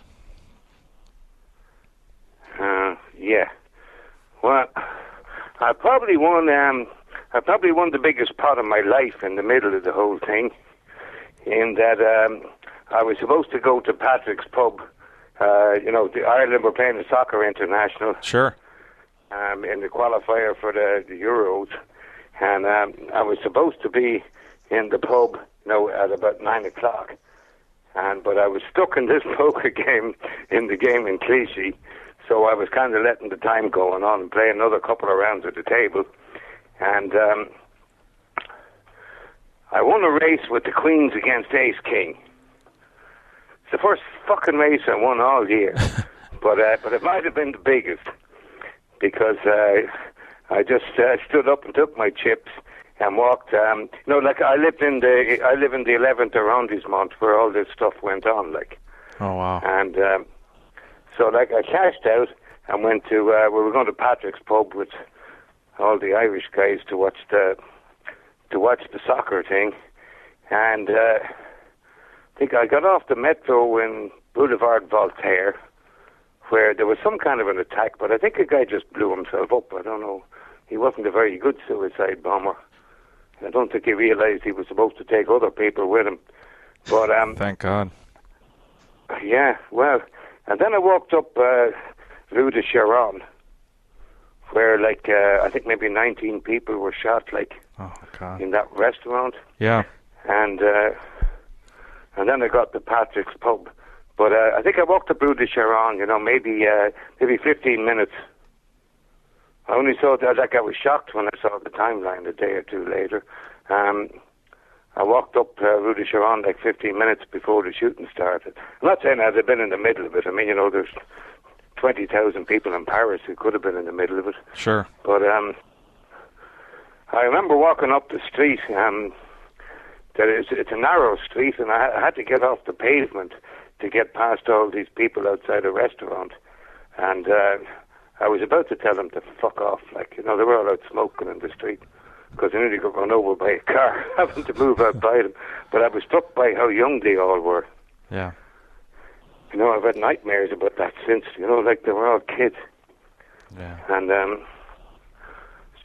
went off to the pub, watched the football, and then the whole thing started to, it takes a while, but we were kind of around the corner from Rue de Charonne, maybe 5 minutes.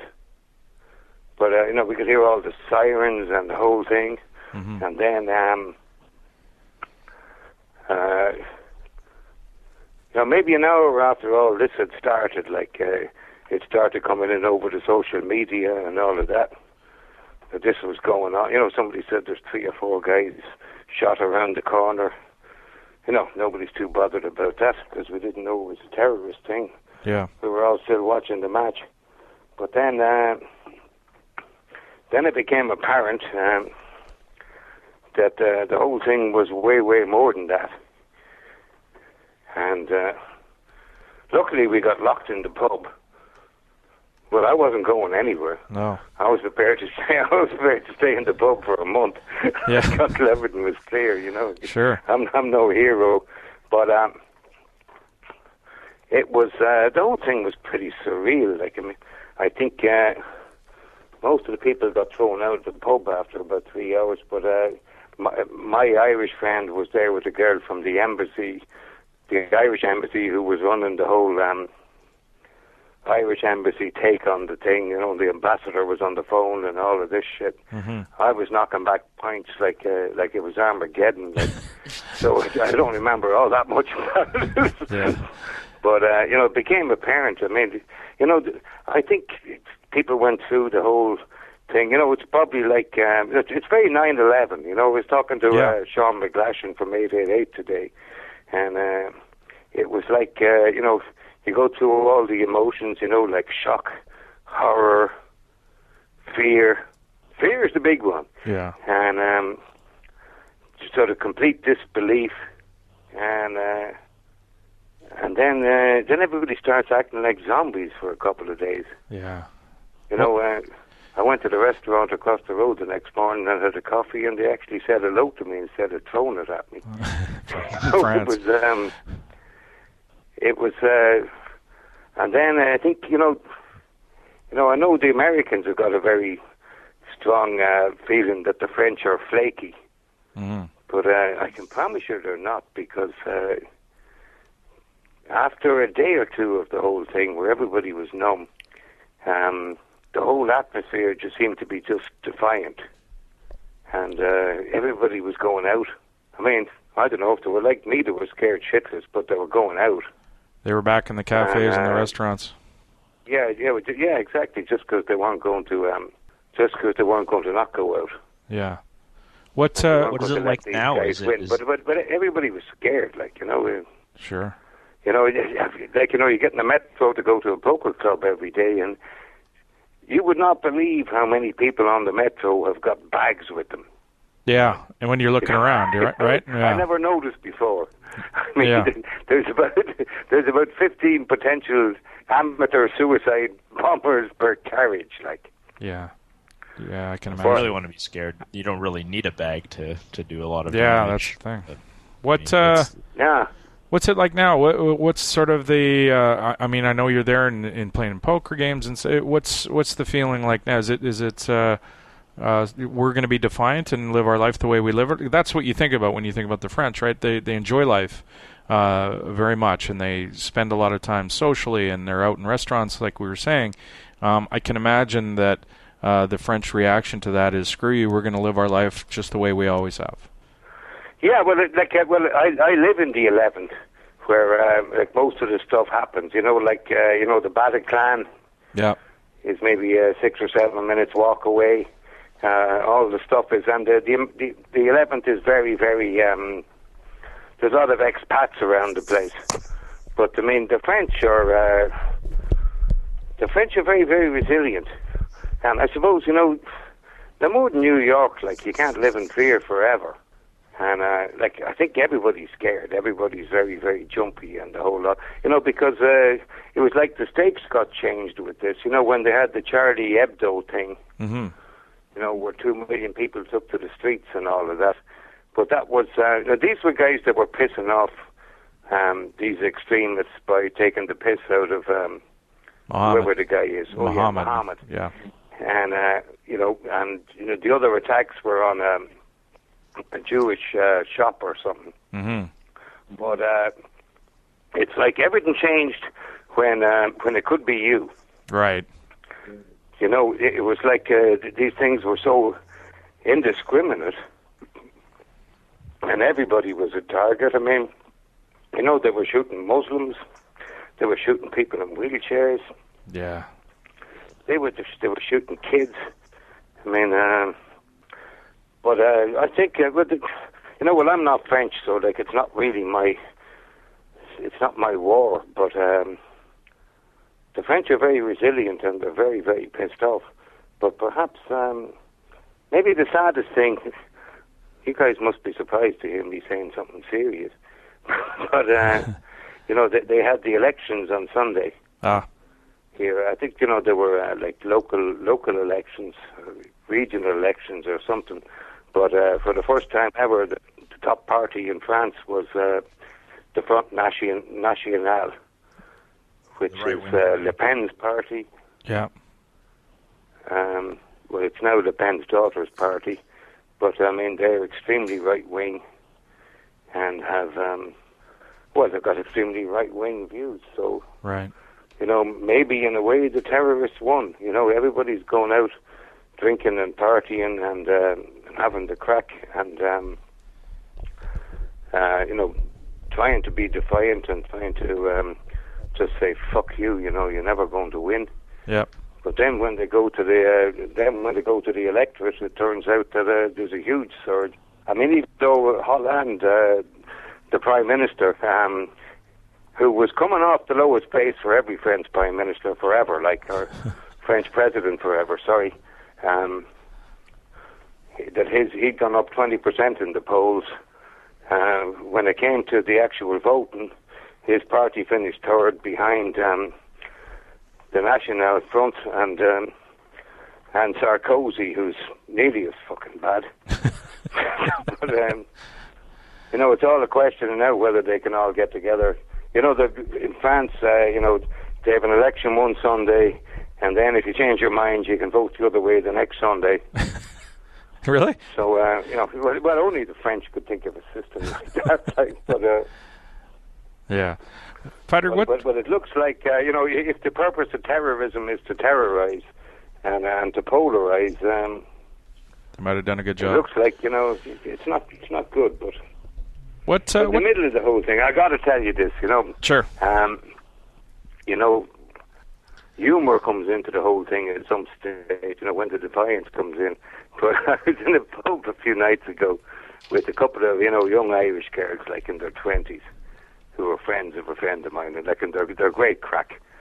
And both of them had phoned home, you know, when all this, like, you know, everybody phoned home when this was going on, saying, listen, I'm okay, like. But, you know, that's a very Irish thing. But this girl is from County Clare. Okay. And has, you know, the Irish mammy. And so the morning after the attacks, the mammy has phoned her and said, you know, there's a flight at 1:30.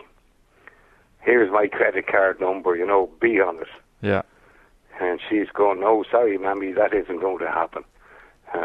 Nobody's leaving.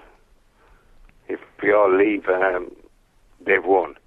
Right. You know, there was even a very defiant thing in the second day, but they're only kids, like, but her mother was pleading with her to come home. And the other girl told me her mother had done the same thing. But anyway, the first Irish mother, anyway, is on to this girl and, you know, saying, look, and finally she accepts that she's not coming home and accepts, you know, and understands the reason why, like. So then she said, okay, well, if you're not coming home, let's change the subject. What do you want for Christmas? And she said, well, maybe a bulletproof vest would be nice. Oh, my God. Yeah. Mom probably didn't think that was too funny.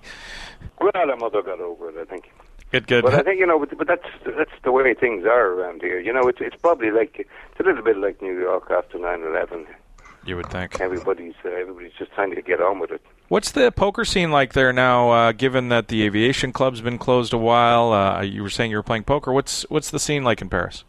Well, you know, the aviation club got closed. The other place that was mafia run got closed as well. And there's only one club left, and that's the club in Place de Clichy. Ah. I think it's Club Montmartre, whatever they call it. But it's fairly grim in that, you know, like, obviously the aviation club was pretty classy. Yeah. You know, well, when I wasn't getting robbed, when Ivy was hiding under the table and whatever, but... Wait, what happened? Ivy was hiding under the table? Oh, you guys don't... No, let's hear this one. You know, but they used to run the WPT. I think Sure. it was, apart from the Dominican Republic, it was the only WPT in the world that was outside America. Okay. And the Moroccan mob came in one day and didn't even care that the aviation was the Corsican mob. Okay. And decided to start robbing people. But the story was there was a huge limit game going on. I think Ivy was in it, David Gray was in it, but a French friend of mine was in it. But he told me what happened. He said that when the guys were at the cash desk demanding the money, which was maybe like 5 meters away from the big game. Yeah. The guys in the big game were under the table. And Ivy is reminding David Gray or somebody about the prop bet they've had on the flop for 9,000 or something. But the French guy swears he said that everybody that was under the table was trying to get in behind Ivy. Well, the guys thought that Ivy was so fucking lucky that if they wanted to survive and the guys started shooting, they'd been in behind Ivy was the best place to be. That's great. I mean, Nice. Yeah, that place closed. Terrence, go ahead. Padraig, yeah, I wanted to ask you, you've had such a lengthy career. This probably isn't even the first time you've been involved in a robbery in a poker game. How often, take us back to some of your early days, maybe when stuff like this probably happened more frequently.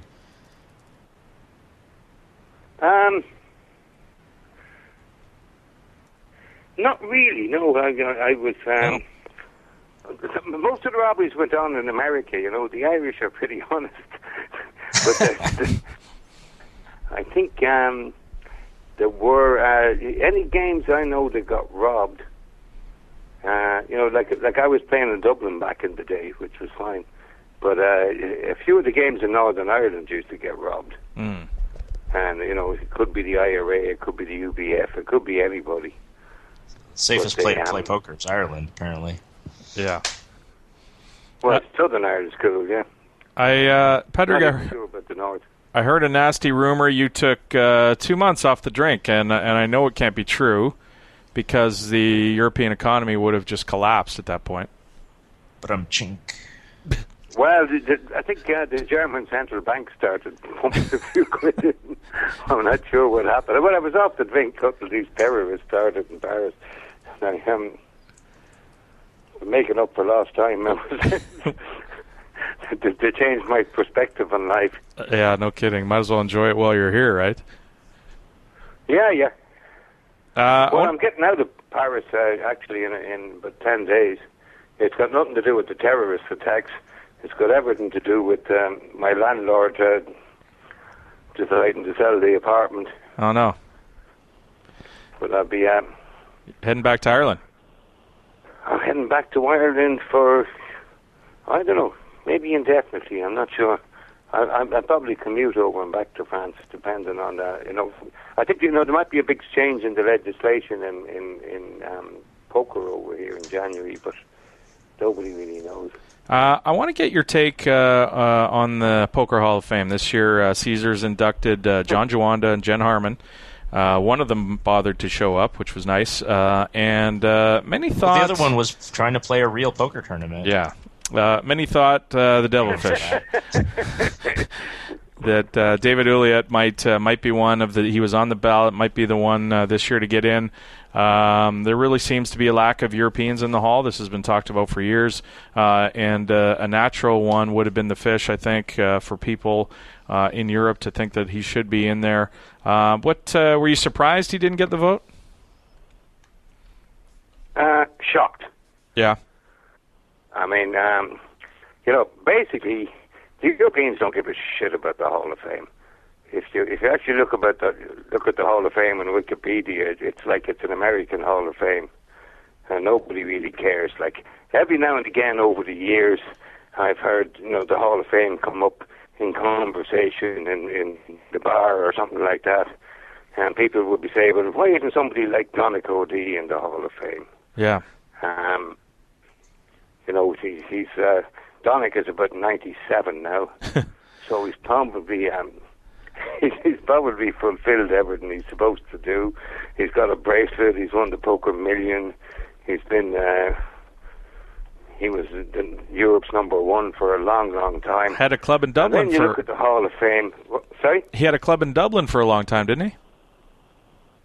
Donnacha, not all that long. Donnacha didn't need a club. Ah. Donnacha used to be the main man in the, in the big game in the Victoria Club, which was kind of like PLO and London Omaha, or London Lowball. But that was, and Donnacha ran that game for years, so he was probably one of the guys. But I mean, it was like the Europeans never really gave a shit about the Hall of Fame. It'd come up at the bar every now and again, and everybody laughed. But then when the Fish died, yeah, everything changed, and the whole thing exposed itself to be just a complete fraud. I think guys that would normally not be opinionated, guys like John Dutty, and Joe Beavers from the Hendon Mob all of a sudden started writing blogs, and Vicky Cohen started getting involved as well. It was like it was considered a person an insult to all the British players at the Devilfish. I mean, in the year that he died, it wasn't inducted into the Hall of Fame. But the point is really that it was only because he died that it became so obvious that this was ridiculous, that he should have been in already. And, you know, if any European was supposed to be in the Hall of Fame, it was supposed to be the Devilfish. And I think the last guy to get in was Hoyle, who I think is dead since about 1300 and something. All right, do you think, if you had your way, you know, obviously at Devilfish, do you think, would you have inducted him instead of either Jawanda or Jennifer Harman? I mean, I understand you don't have anything personally against either of those two people, but do you think like his contribution is well and beyond? I don't have anything personally against any of these two people. You might. How do you know? Okay, well, fair enough. Who would you have chosen to kick out of there and put? Whose picture do you take down? And put? No. Well, I'm only kidding. I didn't have anything against any of them, but it's a bit unfair to ask me who to kick out of this year's. Well, John Jawanda, obviously. He's young enough. He's just a lucky bastard. And, luck box. If he's good enough to be in the Hall of Fame, well, let's see how he's doing in 10 years, and then we put him in the Hall of Fame. I have no problem with Jennifer Harman being in there. But, you know, like, I don't want to go back. Like, yeah. If you look over the last 6 or 7 years, I don't want to, you know, like of course John Jawanda deserves to be in the Hall of Fame, but maybe not when there's 50 people in it. Yeah. You know, maybe when there's 100 people in it. And maybe when his career is finished and we find out if he was just a lucky bastard. But I've got no problem with Jennifer Harman. You know, when I started playing poker in Vegas, the year Harrington won the World Series, she was playing black chips then. So, you know, she stood the test of time, you know, big time in the big cash games around the place. You know, rather than getting lucky in tournaments, she's, I'd have her in, no problem. But it's, you know, if you look back, you know, if you look at the Hall of Fame, I mean, I think the Hall of Fame has devalued itself. If you look at, you know, look at guys like Doyle, Mike Sexton, Daniel, Helmut even, Chip, Slidell, Barry Greenstein. I'm sorry if I missed anybody out there, but these are guys who are obviously Hall of Famers, like you know, 100% Hall of Famers. And you know, well, like I know I know most of them personally, but I mean, like guys like Doyle, Mike, Daniel, Dan Harrington. You know, they've all come over to Ireland, which is where it all started, and proved themselves to be unbelievable ambassadors for their sport. So, you know, there's no question mark over any of them. But the fact that they're in the Hall of Fame is, I think, devalued by some of the people who were in there with them. Right. While others are outside. Yeah. You know, the thing looks bent. It does. I mean, obviously, the whole selection process is ass ways. I mean, I think 9 out of 10 people in the Hall of Fame is based in Vegas, and 5 out of 10 of them is all in the same fucking house or something. What do you think the Devilfish would? How do you think he would have reacted to the news that he didn't get in? He'd said it was a fucking joke. I'd imagine. But I would imagine before the Devilfish died, he'd have thought he was getting in for sure. You know, but I think, you know, the real point isn't that is I think Daniel pointed it out at some stage that you know, that the fact that you die shouldn't get you in. Yeah. But at the same time, with some of these other people, the fact that they're alive seems to get them in. That's the joke. No, I don't want to name names, no, but if you look at the list, sure. I mean, there's some serious frauds there. You know, they haven't done it themselves. It's the people that took them into it. ahead of, not just Europeans, but Americans who should be in there. Right. There's some people in the Hall of Fame that maybe, if the Hall of Fame is 500, of course they should be in there, but if the Hall of Fame is like 50 or 60 people, I mean, they shouldn't be in there for the next 100 years, What? But that's not a personal opinion. I mean, it's the Europeans never really give a shit about the Hall of Fame, but I mean, they're seriously annoyed now that yeah, well, makes sense. that they just got such a dissing. I mean, it's ludicrous. I mean, okay, I'm going to say it. Okay. John Joanda or the Devilfish.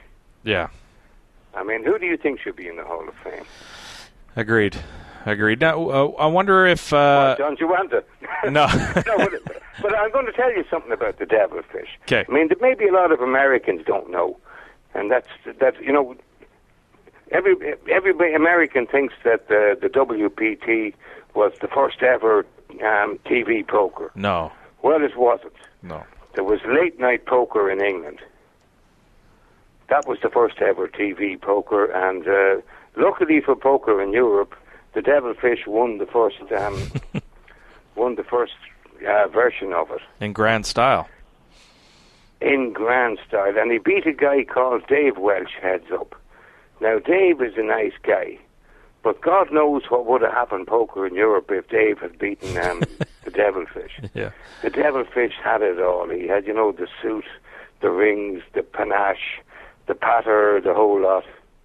Dave Welch was just a nice fella, a bit of a teddy bear, So, and the Devilfish, because the Devilfish won the first late night poker, that started the whole poker explosion all over England and eventually all over Europe. And the Devilfish he was a bit like, the only one I can compare him to is Helmut, in that he transcended the poker into the real world. Right. The Devilfish became a national icon. Non-poker players knew who the Devilfish was, right? People who never played poker knew who he was. Everybody knew who he was. I mean, the guy collecting your garbage knew who the Devilfish was. I mean, he'd become he took it from the back room into the living room. Yeah. In a way that nobody else, except maybe Helmut in the U.S., has done. So, I mean, that alone should have got him into the Hall of Fame. I saw this, one of the UK soap things, and there was 4 Asian kids hanging around or something, and no, I don't watch soap operas, so don't hang me. Coronation Street, or what are we watching here? Going through the channels. But one of them said, let's play poker, I want to be the Devilfish. Ah, yeah. I mean, this is on the biggest soap opera in England. The Devilfish had taken poker the whole way across there, and he did. I know maybe the women didn't like him too much because. Well, yeah. Well, that's a point, right? I mean, he was abrasive. He could be a nasty piece of business for sure. But I mean, if you look in the Hall of Fame, he wouldn't be the only one in there that was a nasty piece of business too. So, do you think that was sort of the reason, or might be one of the reasons why he might have got snubbed? No, I don't think so. I think there's just a club inducting each other into the Hall of Fame. I used to have a lot of time for the Hall of Fame, and I'm with Jesse May on this. I love the history of poker and all of that, and I was honoured when I was asked to be one of the guys to propose Mike Sexton for the Hall of Fame, and I have a huge amount of respect for a huge amount of the people in there, but the fact that it seemed to be just a club that keeps just bringing the locals in or whatever's going on, I mean, that devalues the Hall of Fame. It makes a complete joke out of it, and it devalues being inducted into the Hall of Fame. Indeed. And how the fuck they managed to induct a guy they couldn't even be bothered to show up? Yeah, I mean that's just tacky. And then to start saying, well, they weren't going to fly him home. I mean, this John Joanda guy, I don't know how much money he got out of Full Tilt, but I'd imagine it was quite a lot. Yeah. he was the only guy after the shit hit the fan who actually turned up wearing a full-tailed shirt at the World Series, and then called security when some English guy who had a whole load of money locked up in the safe told him that wasn't very good. He called security. Yeah. I mean, if that's what gets you into the Hall of Fame, well, I don't know. I mean, I think it devalues the achievements of everybody else that's in the thing. And I don't think the Devilfish should have been voted in because he was dead. I think he should have been voted in because of what he'd done. And I think there's several other Europeans who should certainly have been considered at some stage. And they're getting people like, oh, no, I'm not going to... Don't do it. Don't do it. All right, Padrick, when you're sitting around and having a pint with somebody, I want to get that sort of feel about when somebody asks you about the Devilfish, and maybe, I mean, you spent some time with them. I'm sure you've got some Devilfish stories. What are sort of some of the ones that you tell right away when somebody asks about them? The Devilfish, yeah. Well, I probably. It's one of the little known facts in poker is that I almost knocked the Devilfish out of the World Series twice. Okay. I think in 1999. With chips or with your hands?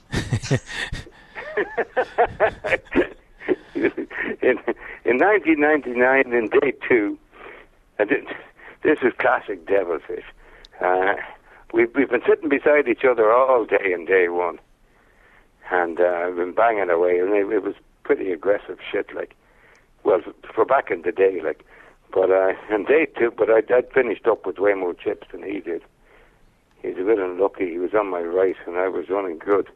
But on day 2, I've got the aces, and the Devilfish has got ace jack, and we've got it all in before the flop, and somehow or other, the Devilfish manages to turn this into a bad beat story.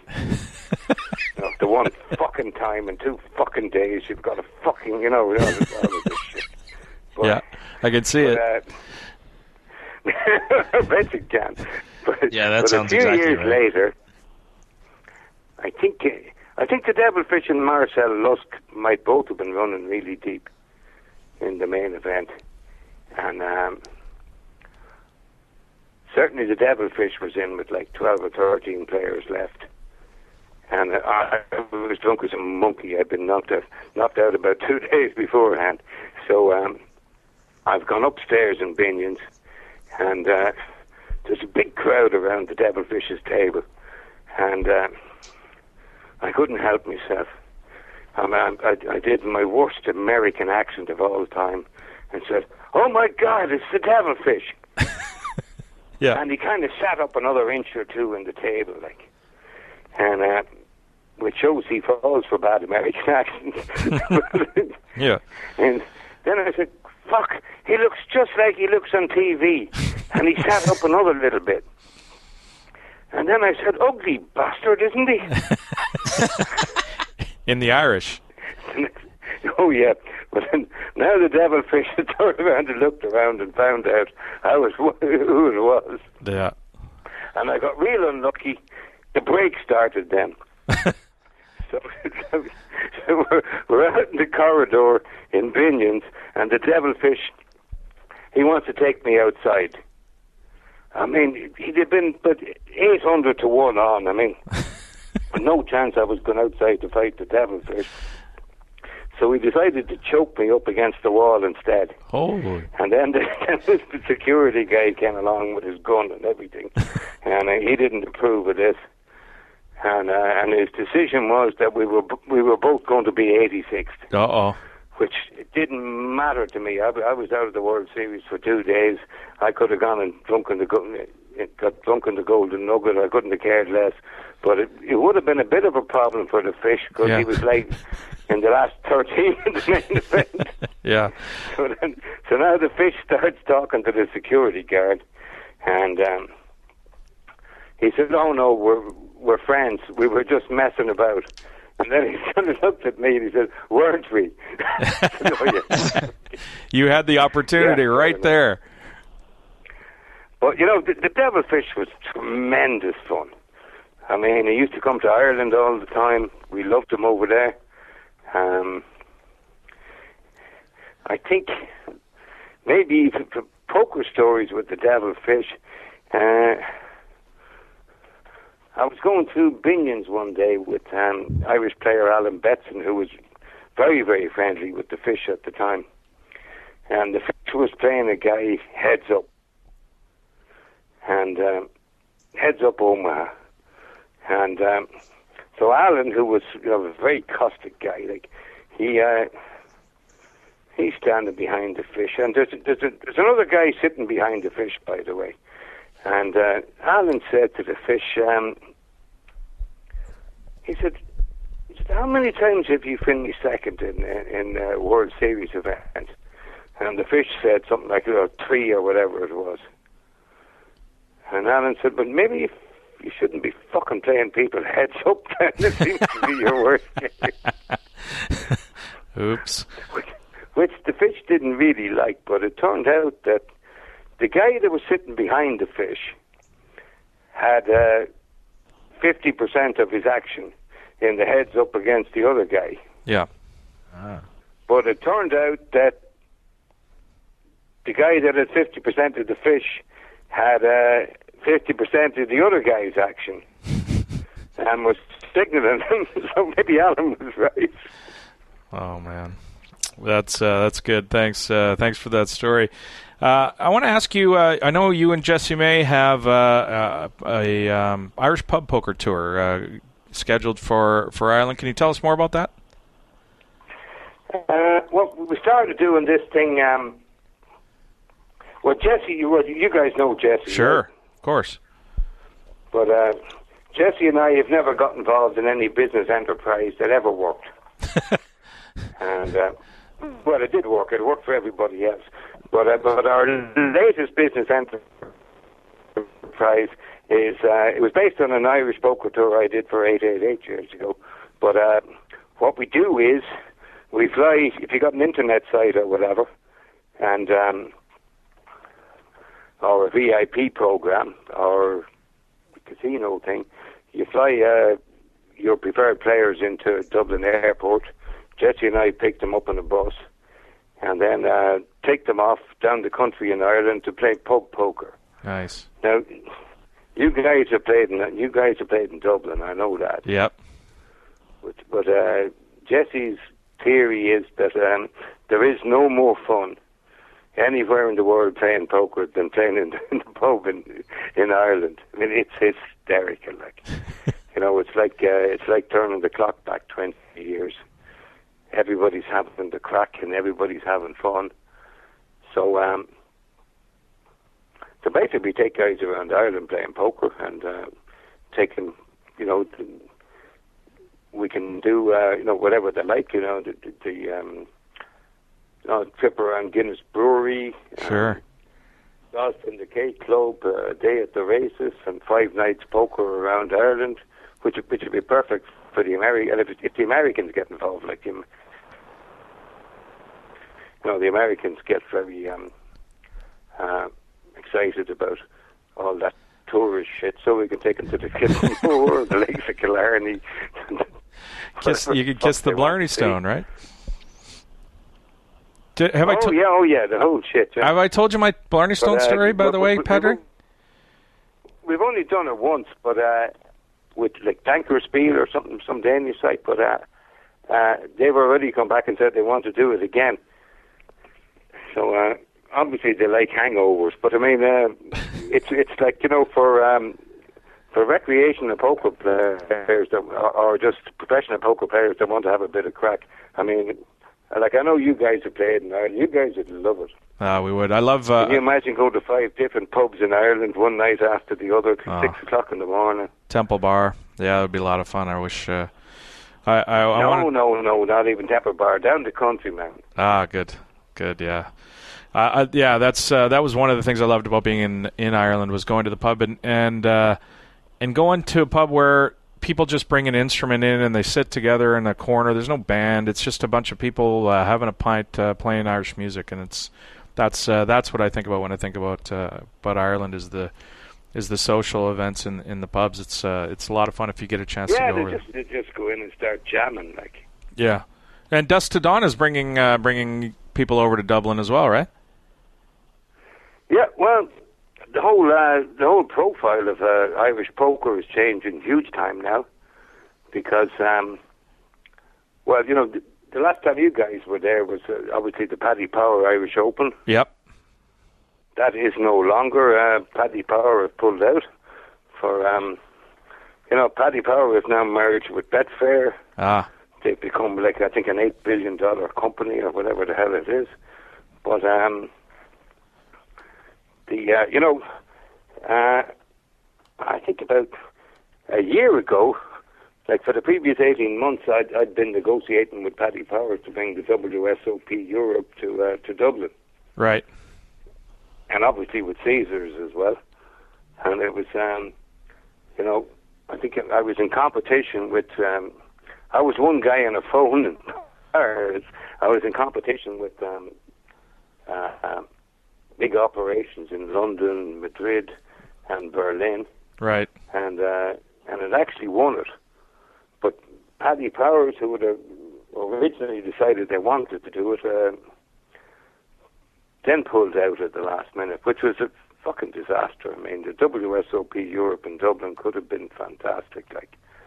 And I gather Berlin didn't go down too good. But, I mean, who'd have thought it? But Paddy Powers have pulled out of the Irish Open. So, you know, like when you were there, you know, it was a big budget event. Was that the Grosvenor, right? Sorry? Was that the Grosvenor Hotel? Was that the name of the hotel? Yeah, close enough. It was the Burlington. Burlington, Grosvenor. All right, is it still at the Burlington? Well, it's very easy to mix them up, isn't it? Yeah. Is it still there? Is that where it's going to be? No, it's going to be in the City West. But the whole thing has changed. I mean, after 10 years sponsoring the Irish Open, Paddy Powers have pulled out. Yeah. So the Irish Open is now moving back towards maybe what it should be.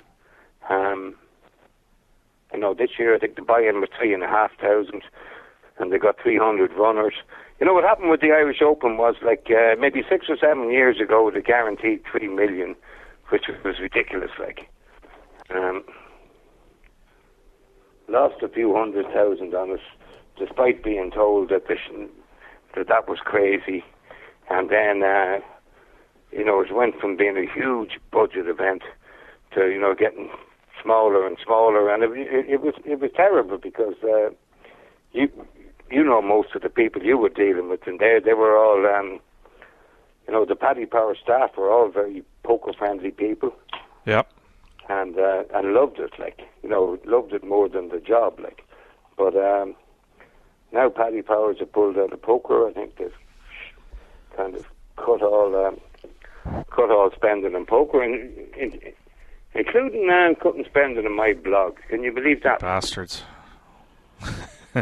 So the blog's up for sale. The longest. Sorry about the commercial. That's okay. The longest running poker tournament in Europe, right? 1980, first organized by Terry Rogers, who was on the ballot for the Hall of Fame, and of course had no chance because he's European.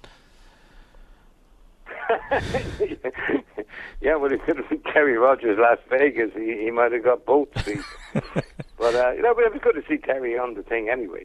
Yeah. But the interesting thing is, since Paddy Powers have pulled the plug on it, you know, in Ireland, I think maybe the operators are they're responding to what the players want. You know, maybe what Paddy Powers wanted for the Irish Open, you know, but, you know, for their business reasons, and good luck to them, wasn't what the Irish players wanted. So the Irish Open became, you know, like 3,500 or 4,000 or whatever it was, which was like way above, you know, what the average Irish bankroll was good for. Sure. So the lads that are running it now have brought it down. The buy-in back to 1,100, and it's kind of that's perfect.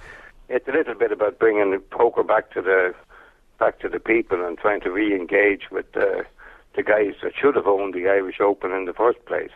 the Irish players maybe for a few years,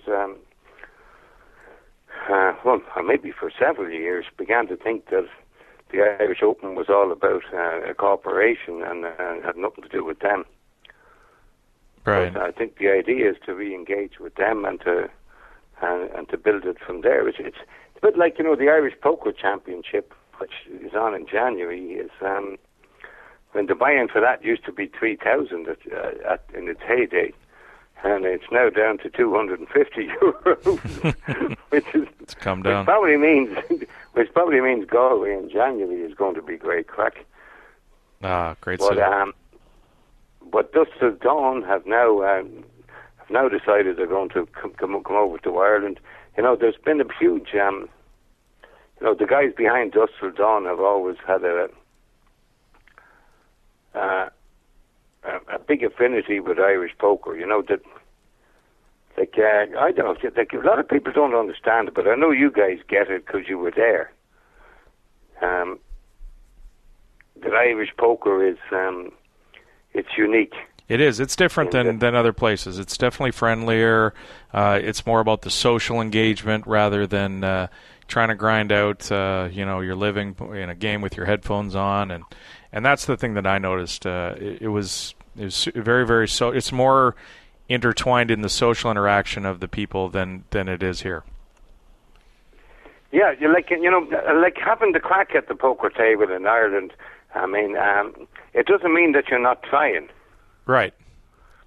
It just means that you're doing your best to enjoy yourself while you're at it, and to entertain everybody you're playing with. No, it doesn't mean anybody's playing any softer. Right. But it's just the way we play the game. So like some of the guys from Dusk Till Dawn, I've been supporting the Irish Open for 20 or 25 years. So they've decided they want to have a stop on their tour where they can acquaint people with playing grassroots poker in Ireland, and maybe show people the crack that the game was meant to be. Yeah. I wish it was. That's what they're saying to me anyway, and I'm pretty sure they're going to pull that off because I think when Dusk Till Dawn are going to do something in Ireland, they're going to have like €100 tournament or something that anybody in Ireland can afford to turn up and play if they want to, and get them involved in it. But I think with the whole calendar in Ireland now, everything can feed off everything else a little bit. In that, the Ireland-England relationship can be put back together again. And every tournament can make the other one look better by being good crack. Good. I wish it was like that all over the place. Padrick, I really appreciate your time and your stories. Look forward to seeing you again in person because I want to have a pint with you again soon. I'm sure we'll have him back on the show next year. When are you guys coming over? I don't know. We got to figure that out. You got to get the World Series over there. No. We got to come over. I'm going to come over just for a visit. Never mind the poker. That's secondary. I was going to say, Adam, we're almost certainly going to have him on the show next year when, again, no Europeans get into the Poker Hall of Fame. Right. Yeah, exactly. We're gonna need you to work on your. Phil Ivy's European, right? Yeah, very much so. Indeed. All right. Thanks so much, Padraig. Really appreciate your time, sir. Okay, guys. Thanks. Thanks so much to Padraig. Really appreciate that. Let's go on to the Internet Poker's Wall of Fame. All right. This week, the Internet Poker's Wall of Fame, we are going to induct one of the innovators of online poker. He joined Party Gaming Group as the marketing director in 2000, and a year later, the Internet poker site Party Poker was launched. At the time, Paradise Poker ruled the industry with market share percentages much like Pokerstars has now. His name, Vikrant Bhargava, and he and Mike Sexton launched the Party Poker Million promotion, which inspired a huge move to Party from Paradise as people loved the idea, and soon Party did the unthinkable, passing Paradise Poker in traffic. The site went public on the London Exchange in 2005 with a valuation on day one of over $8 billion. Vikrant was the innovator of affiliate marketing in poker, which helped secure the player base at Party for years to come. He left the company in 2006 after it became clear the business was in murky waters, legally in the U.S., but his stamp still remains. Vikrant Rugarva, welcome to the Internet Poker's Wall of Fame. And to talk about him is a man that worked with him for many, many years. Raise it up, Mike O'Malley. Mike, welcome to the Pokercast. Hey, Adam. How's it going? Good. Hey, I know you have some opinions on this guy. He certainly deserves to be on the Internet Poker's Wall of Fame. Did amazing things for the world of online poker. Yeah, he definitely did. You know, it's interesting because you look at Party and what Party did to the industry, and there's obviously a lot of people that get credit for that, but to kind of go back to, you know, as you ran through the background of it a little bit, you know, the industry it's weird. As young as it was stuck in a rut back then, and it was small sites. Paradise at the time was big, but it was 800 players right a night, and we launched Party. We launched Party in 2001. Pokerstars launched, and there were some others that had launched. And the marketing plan of every site back then was, put an ad in Card Player magazine, go on the forums. Yeah. Everybody talked on the forums, and that's kind of how you got your player base. And Vikrant was he had nothing to do with poker. He didn't know how to play poker, so didn't really kind of understand the poker industry or the poker world, I guess, really is what it was back then. And so didn't take part in forums or anything like that. He just kind of understood marketing. And he, took it outside of the poker world and, it kind of led the way for real kind of legit marketing in an industry that just hadn't done that at all back then. Yeah, and I've mentioned the Party Poker Million cruise, and I look back on that one, and maybe I'm wrong, but I look back at that and look at that as the turning point for Party. And I've told this story a bunch of times, but I remember you were nice enough to hire me as a prop at Party Poker back when there was 4 tables going at the site, and we're right in the early days. And we were down at the World Series, and you and I were out somewhere, and you said, and I think Party at the time was maybe 5% of the size of Paradise, and you said within 12 months we'll be bigger than Paradise, and I was just shaking my head like, okay, sure, and I don't think it was 12 months. I think it might have been 6 months. Yeah, the Party Poker Million was kind of the catalyst for it, and the credit for the Party Poker Million specifically goes solely to Mike Sexton.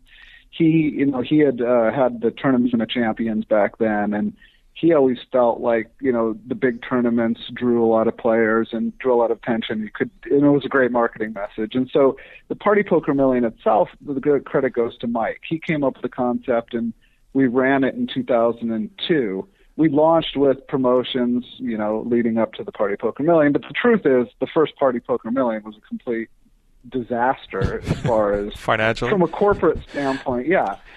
I'll never forget. We ran the first Party Poker Million, and do you remember how much second place was? Like, I remember Million was Kathy Liebert ended up winning for Million. Remember how much second was? So there was a debate on Twitter a few months ago about I think there was a tournament in Europe going on where first place was exponentially bigger than second place. I don't remember what the numbers were, but there was a Twitter debate about what was the biggest discrepancy in first and second, and they came up with like 3 or 4 different examples. Yeah. And everybody missed the biggest one, which was the Party Poker Million. Right. It was something like first place was $1 million and second place was $50,000 or something like that. It was ridiculous. It was I think it was like 90. Yeah, okay. It was under 100,000. I know that for sure. And the reason it was, the big discrepancy is because we guaranteed $1 million for first place. Right. So, whatever, there was 100 and some odd people, 121 people that played in the event or something like that. Right. But we, the first Party Poker Million ended, and we kind of went back to work, and Mike and Vikrant and I sat in Vikrant's office and discussed the Party Poker Million. And Vikrant was adamant that we were not going to do it again because it cost the company $500,000. Wow. And so we sat in his office, and he said, we're not doing it. We just can't do it. And Mike Sexton, you know Mike, the sky is always blue with Mike Sexton. Right. And we sat in Vikrant's office, and Mike said, Vikrant, you got to trust me. This thing's going to be big. It's going to be huge. We're going to do it again. And Vikrant gave an ultimatum. He says, all right, fine, we're going to do this one more year, but if we lose $1 on it the second year, we're not doing it again. And so we decided to do it. And so it being the catalyst for what happened next was we decided to do it, and in that period from deciding to it actually happening is when the World Poker Tour launched, and they came to us about putting the Party Poker Million on the World Poker Tour for the first year. What about the affiliate marketing? I think back, and I remember playing on the site as a prop and clicking on that affiliate button one day, trying to figure out what that thing was, and instantly realizing that was a heck of a deal because you could go out and market the site and all of a sudden become a partner in it. Was that something that Vikrant brought in? I generally see it attributed to him. I'm wondering if that's the case. Yeah, 100%. It was, and this goes to the whole notion of him going outside of the poker world and doing kind of some traditional marketing.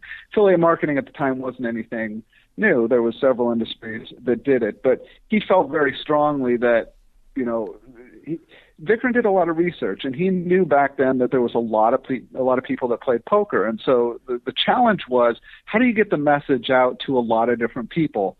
And you start looking at the time, television advertising and a lot of traditional advertising. There was two impediments to it. It was one, it was expensive, and we were a company that wasn't making any money.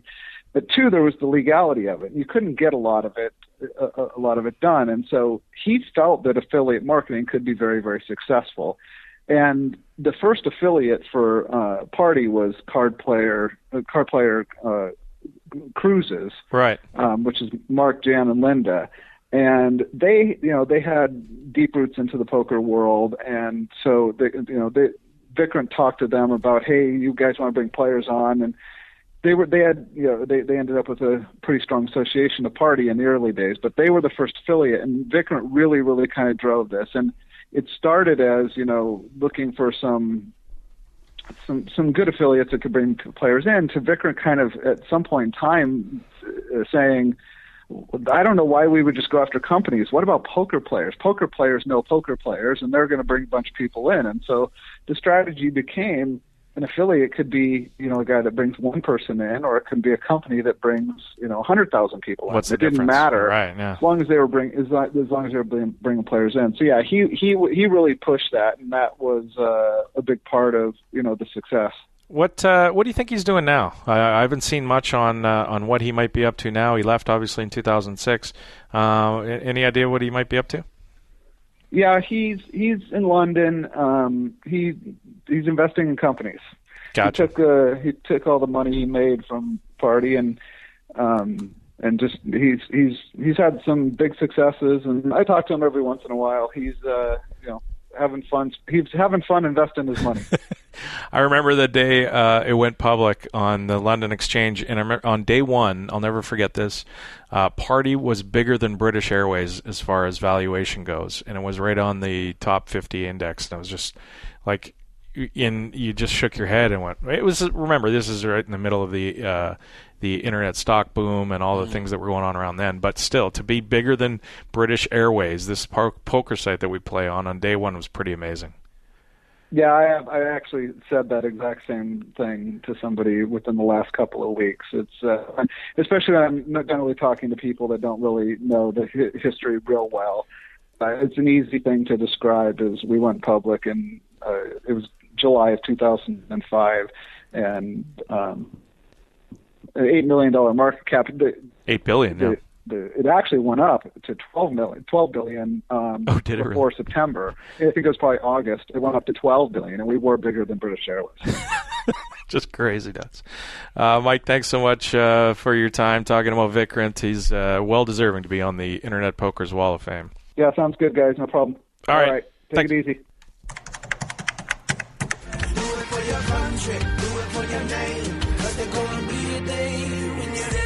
Internet Poker. Nice. Thanks so much to Mike O'Malley for joining us. Inside look on having fun investing his money. Yeah, Vikrant is investing. You would too if you had that much money to live in London and live the life. He deserves it though. He was right there at the forefront of online poker. All right, we're going to take a break now, and we're going to come back. We got some voicemails, we got some emails, we got some Ross report, we got a bunch of stuff to get to. You're listening to the 2+2 Pokercast, presented by the Pokerstars VIP Club. More right after this. This week on the Crush Live Poker Podcast, and that's that if you're trying to figure out how many combinations of a certain hand there are, all you have to do is multiply the amount of cards that are left versus the amount of cards that are left in card number 2. And what I mean by that is, let's take a look at Queen Jack on the board, okay? Let's say that, because Queen Jack's going to be a hand that we're going to talk about here in a second. I made a really, really big fold in a hand where a card was exposed. I posted this on the forums, and I was trying to figure out the combinations and stuff. So let's say Queen Jack 9 is on the board. Well, how many combinations of Queen Jack are there? Check out the Crush Live Poker Podcast as I go over my hands every week on Tuesday, only on CrushLivePoker.com. 500 Zoom 6 max, 370 big blinds deep. I open button with the min raise with Queen 8 of clubs. Greg Merson calls on the small. Flop comes deuce 4 Queen with diamonds flush draw. He leads 1750 and I raise to 55. He 3-bets to 172 and I call. Turn is a brick, deuce of clubs, and he bets 2/3 of the pot. I call. River is a king of hearts, leaving the flush draws missed, and Greg overbets the pot big, betting 1,470 into $785 pot. I felt like he might be pushing me off my hand, so I called and was good against his 10-9 of diamond. Team Pro Online's Mikhail Inasai Shalamov is a Supernova Elite VIP.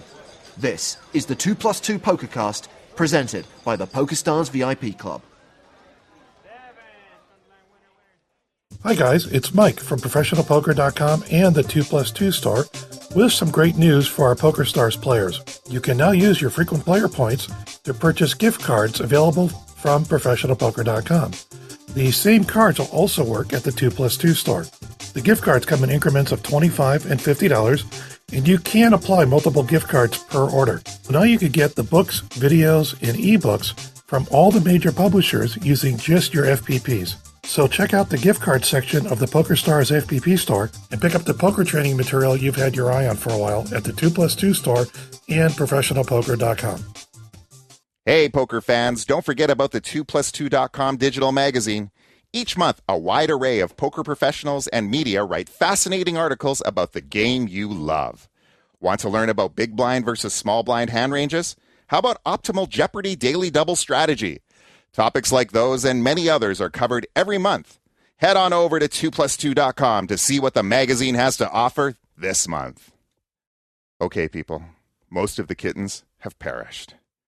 There are a few left you can save, though, and here's how to do it.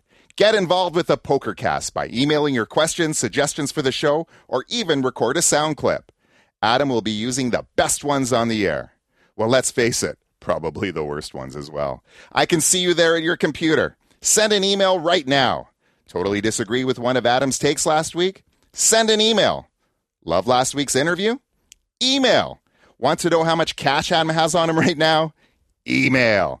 Pokercast at 2+2.com is the address. Ship the funny to Adam today.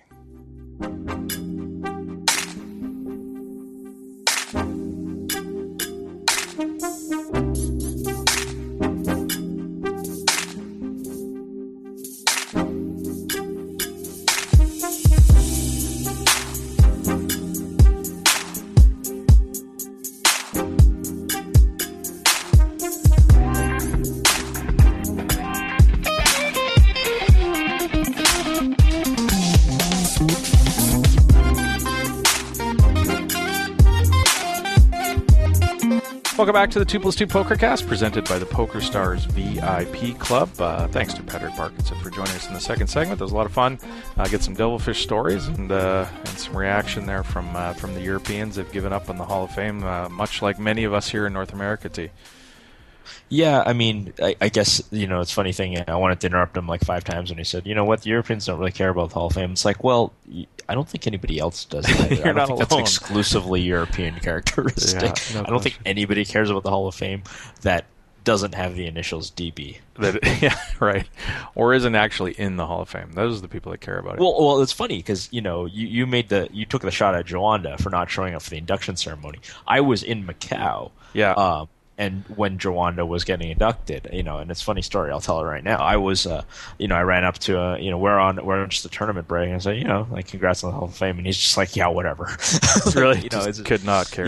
I was like, so did they give you any like castle about not showing up for like the, your induction ceremony? It's like, well, and he said something to the, I'm not going to quote him exactly, but it's something like, well, if they cared that much, they probably would have at least offered to buy me a flight and a hotel there.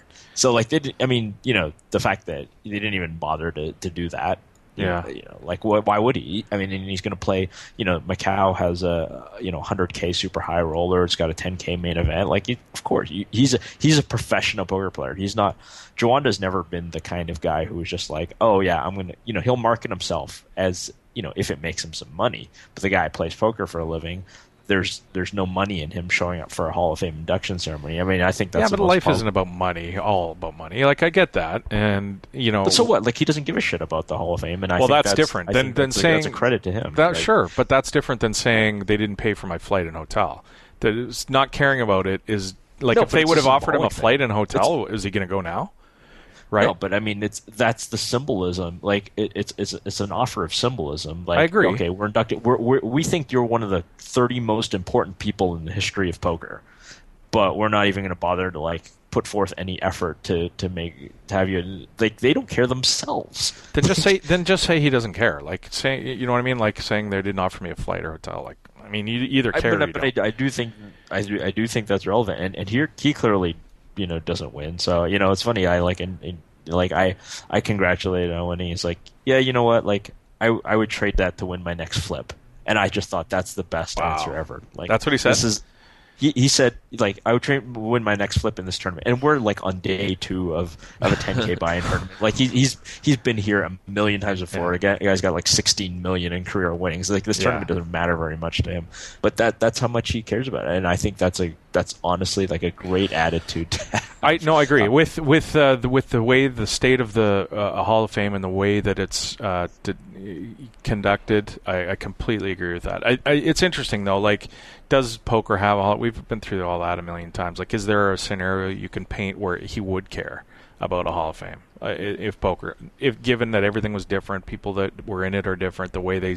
I think people are just different personality-wise, right? Like, I think some people really care about being perceived as important. I mean, we could have asked Daniel on this when we had him, but like, how much does he care about being in the Hall of Fame? I would suspect Daniel cares a lot about being in the poker Hall of Fame. But for someone like Joanda, he doesn't like external accomplishment. A lot of people win trophies when they play sports, right? So like, some people have a trophy room, and when somebody comes over to their house, they show them the trophy room. Other guys have a bunch of trophies that they've either thrown out or they've locked in a downstairs basement of a bunch of cardboard boxes. I think Joanda's the basement and cardboard box guy, and he just cares about, at the end of the day, he wants to put food on the table. Fair enough.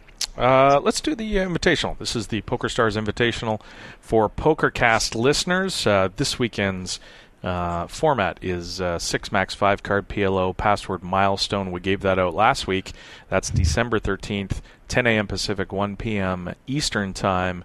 You'll find it in the private tab of the tournament's lobby at Pokerstars, and $500 added by Pokerstars each week. $10 buy-in. If you're grinding away on Sundays, add that in. December 20th, the one before Christmas. What do you want to do for December 20th there, Roscoe, for a format? How about Let's go with Stud High Low? You want to go Stud High Low? You playing Stud High Low? You know how to play that game, Ross? Not really. I know you want to start with Ace Deuce. Yeah, you get 3 cards, by the way. You get 3, but yeah, the other card's just semantics. Right. Oh, really? Yeah. 3s don't really count. Ace, 9, rainbow all day long. Ace, deuce, deuce. Ace, deuce, 3. There you go. And you want to do a password? The Christmas festival is going on, so Xmas Fest. Xmas Fest. Xmas Fest. All one word, all lowercase. The Christmas festival. People can't spell the whole Christmas word. Yeah. Well, it's the part of the war on Christmas. We don't want to be. That's right. We don't want to Starbucks cups and the invitation. We can't make people write out Christmas. We have to make it Xmas. Too many letters. Because we Eight letters. We don't want to offend anybody. Come on, let's face it. Kwanzaa Fest. This is in reference to the Christmas festival that's going on at Pokerstars. Check your Pokerstars client for the particular milestone hand or golden sit and go or whatever is going on that day. There's lots of stuff going on. That is the invitational, so it's Stud Hello again, password Xmas Fest. Let's move on. We got our voicemail number. It's going. We're getting some calls, not as many as we'd hoped for, but there are some calls. We had a few last week, including that Pope who was first to get in there and drop a first on us, so that was cool. The number, if you want to call and leave a message on our voicemail to be heard on the show, it is 702-799-9949. This is a Las Vegas local number, so call and leave us a message. We've got some from this week. Yeah. Okay, let's roll them. All right.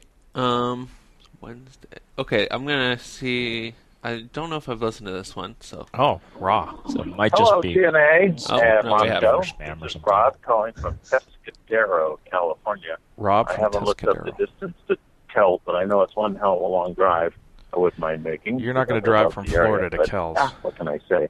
Just California. finished up listening to last week's podcast, which I enjoyed thoroughly, and I'm just wondering, since the holidays are coming up, I would take a stab at how much money Adam's got on him.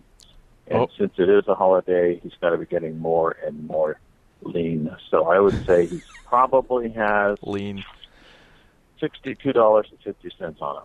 Wow. So, let's find out. Take $62.50. the under, take the over, whatever. Adam, you're on. Love All the right. show, guys. Keep it up. T, that is Rob who calls in and is guessing how much money I have on me. He says $62.50. 50 cents, $62.50, $62. T, he wants to know if you would like over or under the $62.50. That you have 62.50. All right, it's Vancouver. It's 4:45 in the afternoon on a Thursday. Yeah, you're going to be smashing the over. You're smashing over on the $62.50? Yeah. All right. This week I have a bunch of money on me. Actually, last week I had I think $45. Oh yeah, and great timing. Ross lost. This week I have like $4,200 on for some strange reason. What do I win? Yeah, T, you barely won over the $62.50 there. Nice win. Close call. Yeah. All right. Next one. By the way, those are good. If you want to call and do Ross or Terence, feel free. Hello there, guys. This is Andy from Dayton, Ohio, and I am a very big fan of the 2+2 Pokercast. My question is for Mr. Roscoe Coltrane. What I want to know is Roscoe Coltrane in any way related to John Coltrane? Thank you very much, and have a nice day. Bye-bye now. Okay. So he wants to know if I'm related to John Coltrane, the famous jazz musician. Well, first of all, my real last name is not Coltrane. It isn't? No. Oh. Second of all, if you've seen the how are you picture cashing those checks of the teenager Ross in the 2+2 that was forum, in the great. PokerCast forum, Yeah. and if you've ever Googled what John Coltrane looks Not like, similar. you would suspect that they might not be blood related. But They're related in spirit. oh yeah, Yeah. I mean, Fun fact, though, they're music guys. I think that there's a producer that's popular now named Flying Lotus, and he is related to John Coltrane. He's like the grandson or something. The Flying Lotus? Flying Lotus, yeah. Sounds like a restaurant I might eat at. I've seen him at a concert before. Okay, no, actually we have one more call here. Oh, one more call. 3. Hey, this is Adam calling from Denver. I got a general question for you guys. After a night about playing poker for maybe 5 or 6 hours, I went home, went to sleep. It was about 4 a.m. And all I dreamt about was poker. It was either like a bad beat or like a colossal decision, like having to call 2 pair out of the for $100. My question is, do you guys ever dream about... Kind of cuts off there. Do we ever dream about poker? Terence, the question was, I know you're having trouble hearing it. This gentleman goes home after playing a long session of poker, dreams about poker, and there are always difficult decisions or giant pots, and he asks, do we ever dream about poker? I think everybody who plays a lot of poker has at least had some poker dreams. I wouldn't say I have them a lot. I would say I don't dream a lot in general. I'm one of these people that, like, as soon as I wake up, I can't remember any of my dreams, so I don't think I dream a lot in general. But when I used to dream about poker a lot, and I would say, yeah, like, you know, weird situations and strategies, or sometimes you'll be playing some game where the rules don't make any kind of sense at all. You know, you'll be playing like 7-card draw with like a flop, and you know, stuff doesn't make any sense at all. I don't know if that's typical of your dreams too. So I'll tell you that these are a couple of recurring. I have a lot of dreams, and I wake up and I remember them. And the 2 poker dreams I have, and they're kind of weird. The one isn't weird. I think so. You have the same poker dreams over and over. Yeah, I have very similar poker dreams all the time. And one of them specifically over and over again is the second one. But the first one I have is different. It comes in different forms, but I always have my cards incorrect. I don't know my cards properly. I make a big bet on the river. Somebody calls me. I roll over what I think to be the nut flush, and it's not. It's like completely opposite. It's not even close. That's the weird one. So you're like embarrassed that you like turned over this nonsense hand, or how does it? The dream doesn't continue at that point. It's just me turning my hand over when I think it's not, and it's not even like I have the ace-5 of hearts and there's a nut flush, and I actually read it as, but my hand is actually the ace of diamonds. It's like if I would have like 9-3 instead of the 2 aces that I'm supposed to have. So I get that one too. When I do have poker dreams, I get that one too. Like the cards have changed. The cards on the board totally have changed. changed. Or the cards, yeah.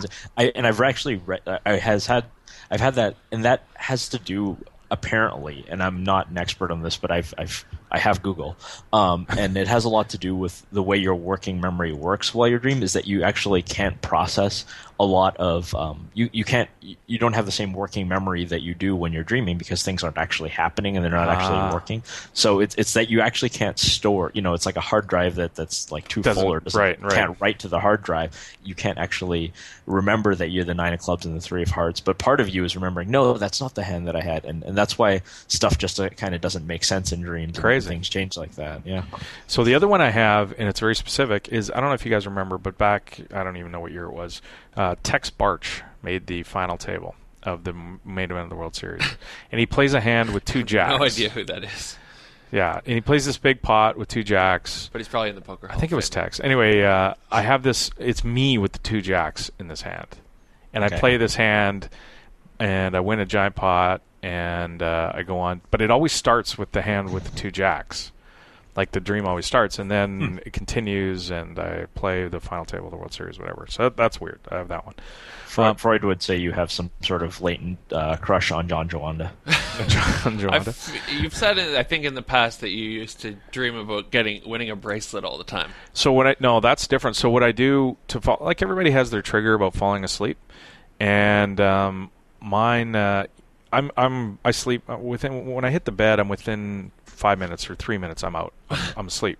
But the way that I do it is to specifically, like, you know how when you lie down in your bed and your mind is running a million different directions, you're going to have a hard time sleeping, right? Because you're trying to think about different things. So what I do is I just pick a moment in time of sitting at a poker table, playing a hand, and it's generally playing at some World Series of Poker event, right? So that's my trigger to go to sleep, is to sit down and think about playing in a World Series of Poker event. Now, I don't see myself winning or anything, but it's a way of me shutting out all my other thoughts, so I can just focus on one thing, and then I fall asleep. So that's weird. You know what everybody else who plays poker does to fall asleep when they can't sleep? Listen to the Pokercast. Right, indeed. I don't have that many dreams about poker. I can't remember a specific one, but I do dream about. I have nightmares about like something I left in the show. Like I dropped like a ton of N-bombs or something, and then like forgot to edit them out. Oh my god! The classic didn't study for the high school exam or forgot to wear pants kind of classic. Nothing really good happens in my dreams. I feel like my dreams. I'll say, like I said, I dream so rarely, but almost all my dreams involve like me dying or nearly dying. Like I'll always be driving a car and the brakes are cut and the car will be skidding off the side of the road. Or most recently I was like on a motorcycle and the brakes didn't work on the motorcycle and I'm going down a hill and I'm 400 miles an hour and I'm flying off the freeway. They all involve me dying. It's weird. Yeah, they always consist of like getting really close to something but not actually getting there. Right. Like that's strange. And the other recurring one I have is about my brother. I have this all the time, and it's there was this time when Dan Idema was a little boy, and he was in one of those. Remember those strollers? He just won a poker bracelet. The strollers that they used to put kids in. They're now banned because they're so dangerous. But they're these circular with wheels on the bottom, and you put the kid who can't walk in them, and he's bombing around the house, before he can walk, right? Like he's one or not even one. And the biggest thing was we lived in this place that had 3 levels, and it had a staircase going down to the basement, down to my room. And if I left my door open, there was a chance that Dan, who's in his stroller, would go right down the stairs, right? And kids died like from going down the stairs in these things because they're one, right? And they go head ass over tea kettle, and they can die, and they did. It happened. That's why they banned these things.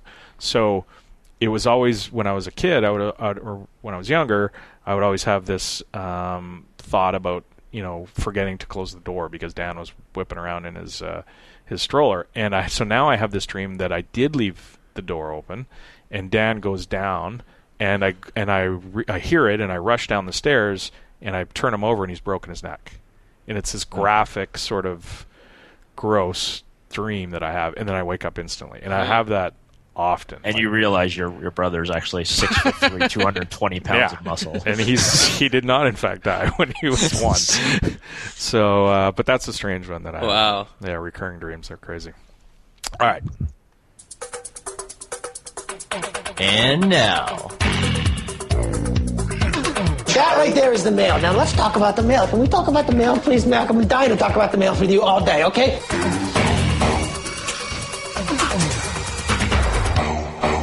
Mailbag. Email number 1. Hey guys, Mark from Montreal. I used to play a lot of small stakes and Pokerstars in the last years and accumulated 130,000 FPPs that I still have in my account. I don't play it all on stars these days, so I have bronze star status, the lowest. I heard about the changes in the podcast, considerable devaluation on the FPPs, etc. I'm still not sure what I should do to get the max value from these FPPs. Should I cash them out before the rest of the year, even if I am bronze, in brackets, basically buying a bunch of iPad minis, because the only thing valuable in the store at bronze, or play a lot of the play a lot after the devaluation somewhere in 2016, when I have more time to get my status up to Gold Star and then cash out my FPPs or coins at that point. Will more or less items be available in the store in 2016? It would be great if you could bring some clarification before the end of the year on how to get max value with the FPPs for the players who are not online pros. Thank you. Love the show as always. Well, first of all, playing in 2016 isn't going to help you at all because they have a static value from January 1st going forward. They're going to be FPPs are going to be switched to Stars coin at a rate of 1.2, and then your coin is going to be worth 1 penny going forward, no matter what status you are. So playing in 2016 won't help you increase the value of those at any point. As far as if you should cash them out now, you are a bronze star, and if you have no plans to be able to play in December to bump up your status to a higher status, then I don't think it's going to make a big difference either way, because unless you buy tournament tickets, I think that if you're going to want to play tournaments, if you want to instead of turning it into cash, you're turning it into tournament tickets, then I think you'll get a little bit better value. But Matthew said that tournament tickets are definitely the best value. Presumably you at least play some tournaments. I mean, that might not be the case at all. But I will point out one thing: you do have to be Silver Star to be able to buy tournament tickets. Now, Silver Star's not hard. That's not hard to 500. It's 500 VPPs, which is like I don't know, like 10 hours of playing at like 50-cent dollar no limit or something. If you want to get the increased markup, it's certainly not much. I've been playing to get there anyway. I've barely been playing, and I'm already up to like 400 VPP from a month, and then I'm going to liquidate my account. I think that's the best thing to do. I've asked Matthew on this, but so clearly if you play any tournaments at all, like getting to Silver Star is the best way to go. But I mean, Matthew said on the show that you can email him, ask him what the best thing to do for your situation is, and so I would Matthew just H at pokerstars.com. Yeah, check that out. Or just VIP Club at pokerstars.com, and one of his minions might do it. Is Silver Star the step over Chrome Star? Yes, that's correct. Okay. Silver or bronze, Chrome, silver. Somebody made a joke when I was grinding my way up to Silver Star that I should stay at Chrome because Chrome is the one that gets increased benefits. Right. So you're grinding away, T. What are you playing? It's funny. I'm playing Rosley game. I'm playing 50-cent dollar PLO. Yeah. Zoom. I've took him under my wing. I'm coaching him. Nice. Yeah, exactly. I figured it out. I've been smashing. I keep getting in with rundowns against aces, and I keep getting there. It's great. Like 2 sets of aces. Well, yeah, that's even better. That's better, yeah. That's even better. Both guys have aces, and they have, 20% equity, and I have the rest. That's even more fun, but yeah. But no, sometimes I'll just be, heads up against aces. It's like, yeah, I've got Jack 10, 9, 7, sure. Let's get it in. Love aces ain't going to beat that. They never do. Email number 2. Smitty, hey guys, I just wanted to say how much I appreciate the quality of the show you continually put out week after week. I really enjoy, look forward to each and every show. I'm in the U.S., and was never close to a supernova when I could play online, so I don't have a dog in this fight. But I just had a question that I haven't heard anyone ask about the changes that Pokerstars is making to the Supernova Elite program for 2016. Pokerstars is regulated, right? When not specifically regulated in any particular country, they still have to answer to the Isle of Man, not to mention the fact that they're a publicly traded company. I'm confused as to how any of these regulators would allow them to make this change after the fact. They've been advertising for 10 months that you can get X if you earn Supernova Elite, and then in November they change it and saying, just kidding. How is this being allowed? It's no different than offering $5 million guarantee tournament and then honoring the guarantee. Why aren't any of these regulators holding PokerStars' feet to the fire on this? It seems like a no-brainer to me. If PokerStars won't change on their own, then it seems that's where the players might want to focus their complaints.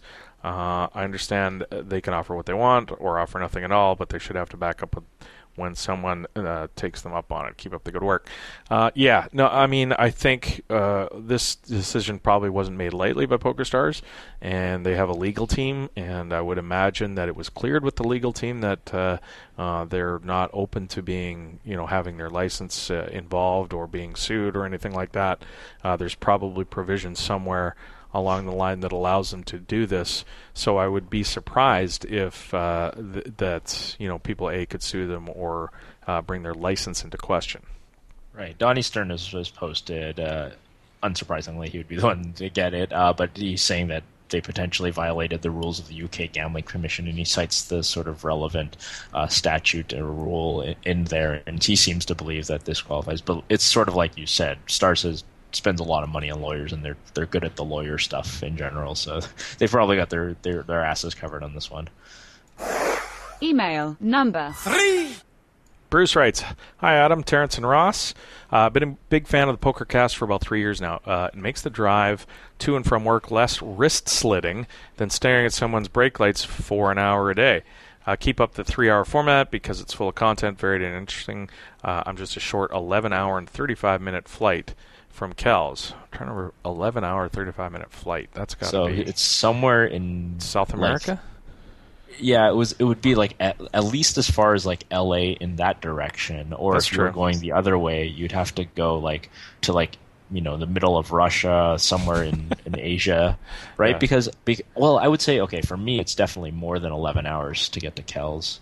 And I'm in Hong Kong. I would think it's at least like 13 or 14 hours to get to Kells. So I'm thinking maybe like North Africa. I got Houston, Texas. That's what I got. Yeah, that's a good call. That's a Houston. But the I guess the tell is that he has a really bad commute, right? So that's true. Like yeah. LA might be drawing a line there. Makes sense.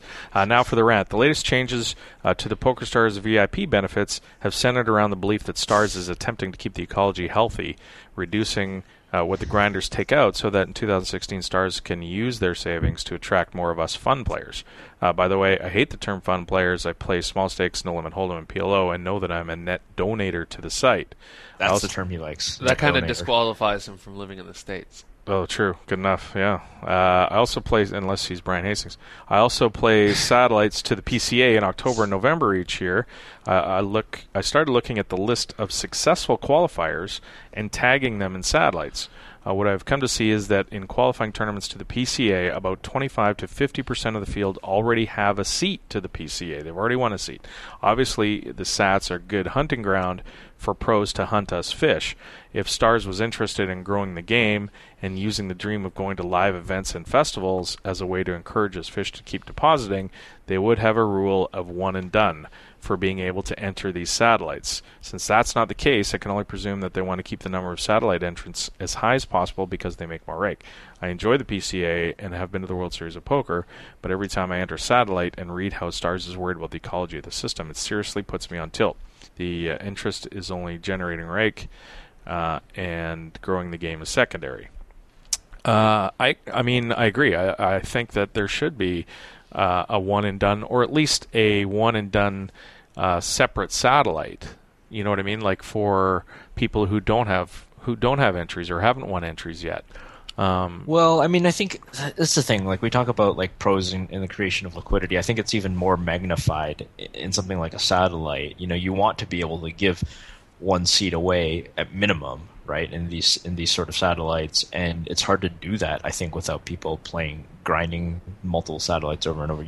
But they don't go. Think you necessarily have that liquidity. The goal for me seems for those things, to me, maybe I'm wrong, the goal for those things should be to build your live event and to drive traffic from your site to your live event. Get as many seats as possible into the main event. So if you have a guy winning 40, 50 seats and just cashing them out, that's 40 or 50 players. I understand that many seats wouldn't be awarded if these guys didn't play, but you're still taking away the volume of people that are. Well, you could say that you could say that it's on them to sell the additional seats or something like that, or something that you have to create. Like if you win more than one seat, then you have to get rid of the other seat and sell it to somebody else. There's ways around that don't involve excluding people from the player pool entirely.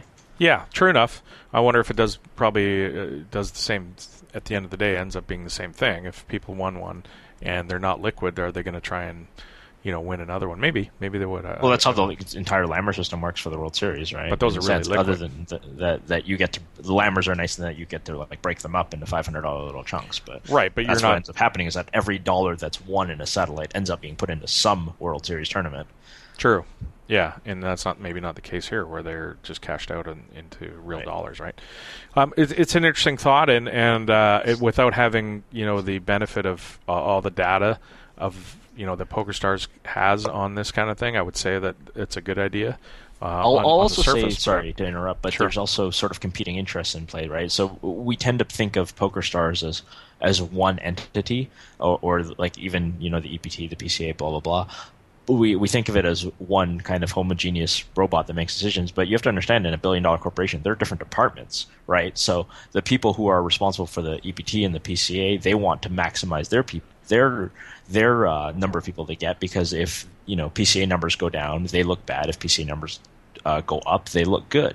Meanwhile, there are the people who are in poker room management, or the people who, like, say, Brian Slick, are managing specifically the online tournaments, who are interested in their economy. Everybody in a big corporation, has to look out for their department, but these things are intertwined, right? Because you're taking money off the site to put into the PCA. Now, we tend to think of it, again, like I said, Pokerstars. Oh, it's all Pokerstars money. It's all Pokerstars rake.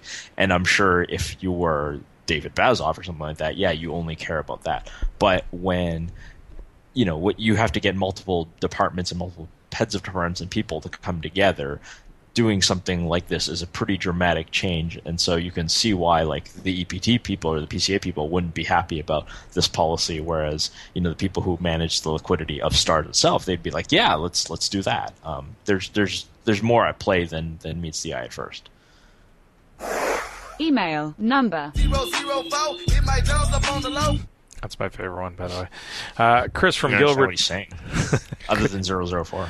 Chris from Gilbert, Arizona. Hi, Adam, Terence, and Ross. Been a listener since day one and a huge fan of the show. My question concerns Daniel Negreanu and his influence on the folks at Amaya. I was getting annoyed at all the people wanting a blog from Daniel explaining his viewpoints on the changes to the VIP program and hoping he could change things. I think people have this notion that Daniel would have been able to convince Amaya to completely reverse all the changes they announced.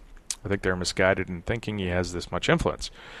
He might be able to change one or two things, but not all of it. He is just an endorser, not an executive. I would compare him to Michael Jordan and Nike. Do you think Jordan could have forced Nike to make his shoes in America, or at least not use child labor? I don't think he could, and he had much more influence, in my opinion, than Daniel did. I would like your thoughts on this. Am I the delusional one? Sorry for the long-winded question. Love the show. Keep up the good work. P.S. I'm 7,967.75 miles or kilometers from Kells. Yeah, I agree. I think Daniel might have made sort of a miscalculation, though, maybe on, you know what I mean? Like, there seems to be this thought that he, and when we talked to him and what we've seen out there is that he was seriously thinking about, resigning and maybe telling these guys if they didn't change that he would resign. And maybe he misjudged how big of a chip that is. I'm not sure if he, or maybe he didn't. It's just a general, observation. But I don't know. That Daniel doesn't run the place. These people clearly, have different viewpoints than he does, and some poker players. So I agree with the email, I think. Yeah, I mean, so the Michael Jordan analogies, I think, is interesting because I think Michael Jordan was very heavily criticized during the 90s if you were kind of around during that period, and Nike was going through its really bad period of bad PR of Indonesian sweatshops and all this kind of stuff. And he famously came out and said, like, yeah, whatever, Nike can do whatever they want. Michael Jordan's famous for not really caring about anything other than basketball, and that's what he does. But I mean, I think he would wield a lot of influence, and I think that Daniel does wield a lot of influence, and I think Daniel is much more involved. Obviously Chris didn't know we were going to have him on the show and be able to have him on, be able to talk about all this stuff. But clearly Daniel is getting involved to a much greater extent than someone like Michael Jordan or any other person who's just a spokesperson ever did. Speaking of Michael Jordan not caring, do you remember when he had the Hitler mustache? Oh, yeah. I don't remember that. Well, I don't that was not that long ago. I think that was a couple of years ago in a TV commercial. He did a commercial, and he has just for fun. He has no. He just has he's rocking a Hitler mustache, and you're just like, wow. There's nobody in the world. Well, is it fair that like Adolf Hitler gets to ruin that mustache for everybody? Yeah, well, irrespective of that, there's actually a problem called the Hitler's cardigan problem. Like, would you wear Adolf Hitler's cardigan? Right? Like, really? Yeah, well, like that's the thing. Is it part of like the evil of Hitler? Like if Adolf Hitler had the sweater, would you put on his sweater, or would you think that's like contaminated in some way by the fact that it was Hitler's sweater? Like would you be willing to wear it? And the vast, like 90% of people are unwilling to wear Hitler's sweater just because it's Hitler's sweater. The same color, like the same pat. What is it? No, the actual one. The actual sweater. Right. Oh. So, consider not ignoring the fact that it's like 70 years old and it's really falling. Yeah, no, I was trying to, the semantics of this was bothering me, I guess. Yes, but it's the Hitler sweater problem. What happens if Mother Teresa puts on Hitler's sweater is the sort of the idea of that. I see. The Germans. Yeah. All right. Email number. It's number 5. William Frenchick from Las Vegas, Nevada, approximately 4,900 miles from Kells. Hey, guys, love the show, and I've been listening for longer than I care to admit. I have a poker question, and how either of you would act if put in this spot. Final table, main event, 9-handed. You sit in third place in chips, but are nearly doubled up by the chip leader. There's one short stack, but you sit comfortably in third. Here's the scenario. 3-way pot involving you, the chip leader, and 8th place player. 8th place player opens under the gun +1, fold around to the chip leader and the button who flats. You're in the big blind with 9-10 of clubs, and you call. Flop comes 6, 7, 8, 2 diamonds, giving you nut straight with no redraws. You check for pot control / trap planning to call any action. Under the gun +1 checks. Chip leader bets half pot. You call. Under the gun +1 jams, and obviously you're calling. But now the chip leader reshoves. What do you do, knowing your hand is best right now, but also knowing you're going to have to hold against a variety of hands, either with the board pairing or another diamond? I guess the question is, do you think either of you would able to make a fold in this spot? Okay, well let's first. Well, and he goes on. Also, can you discuss what your decision would be if you put the 8th place player on a flush draw, with the chip leader having a set versus the chip leader having a flush draw and the 8th place player having the set, because the pot size implications come into play. Thanks for discussing, and I honestly have no idea what I would do.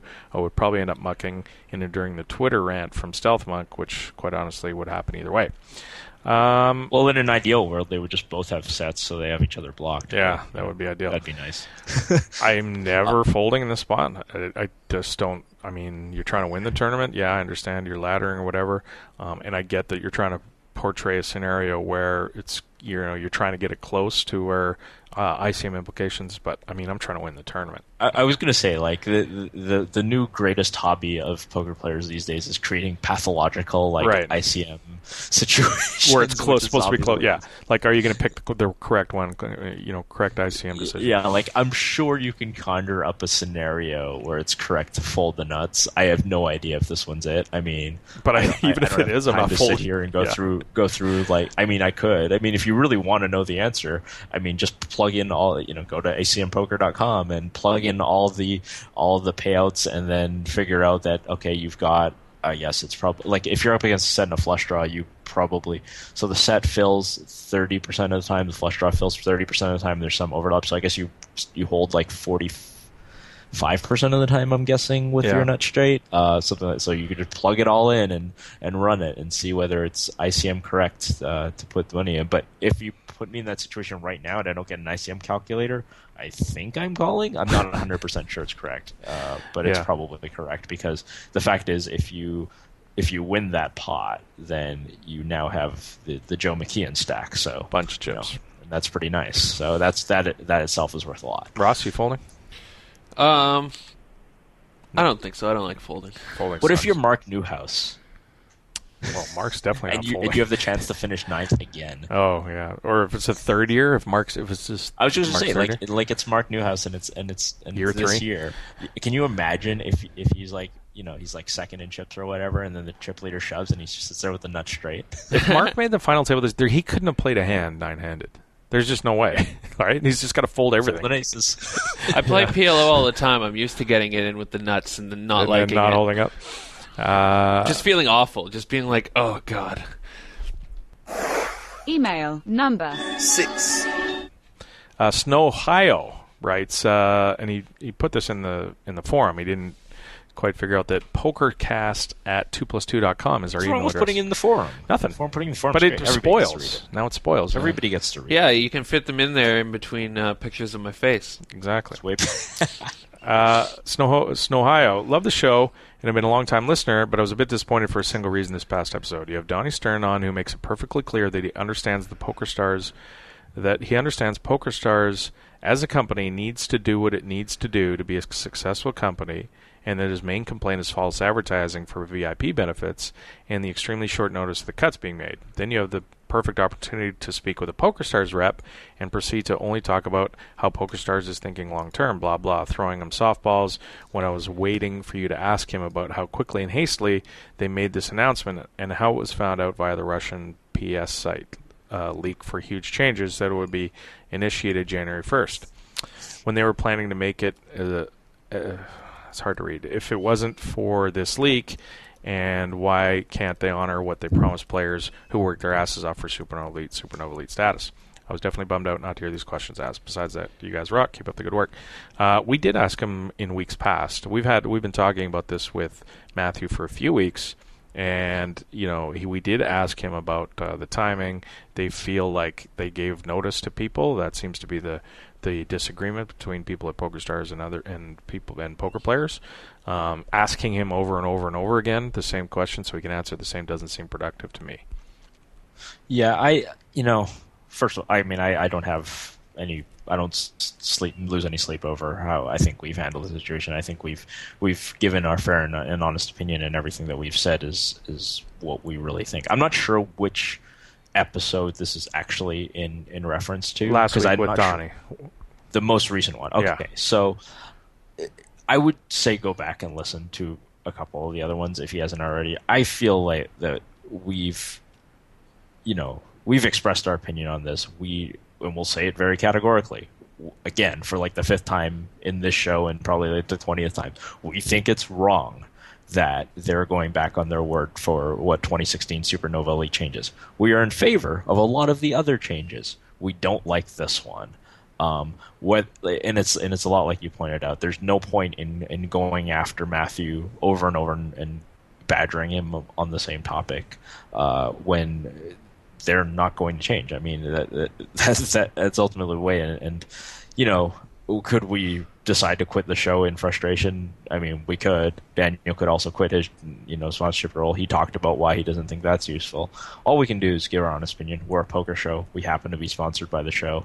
And if they ever do start telling us what to say and what to do, I'll be the first to hang up my microphone. That's not going to happen now. No. All right.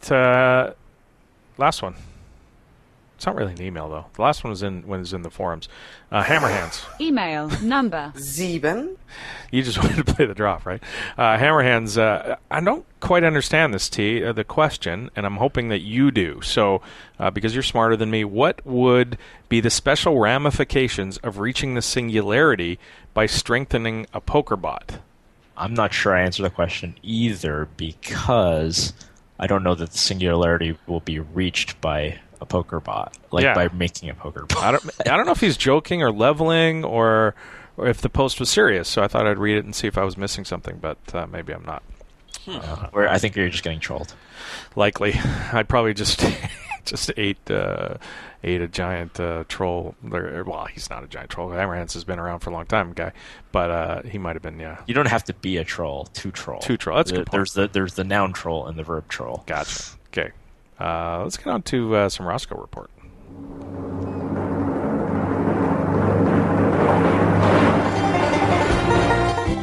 Good old Roscoe. Sure glad he's all right. Listen, boy, you gotta pick your spots good. You gotta make hay while the sun shines. Hey, good. You dipstick! It's time for a Roscoe report.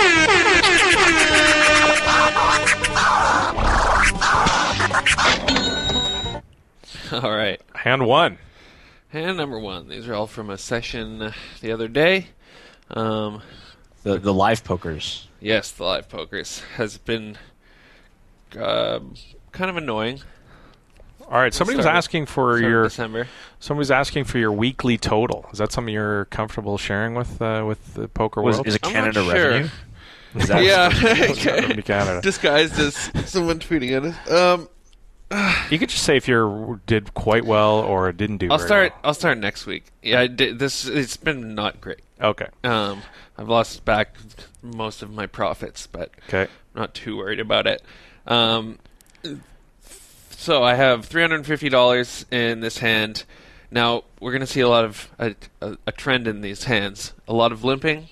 Okay. A lot of flop play. Okay. So it's limped to me 3 ways. And I'm in the small blind. I have ace, king, queen, 8, double suited, clubs, and diamonds. Okay. So I raise it up to 25 out of the small blind. Everybody calls back to me.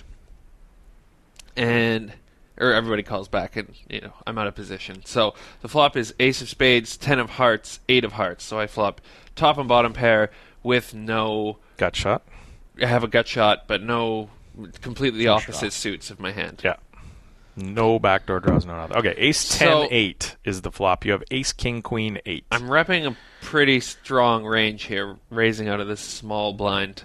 So I lead my 2-pair for 65 into 100. Okay.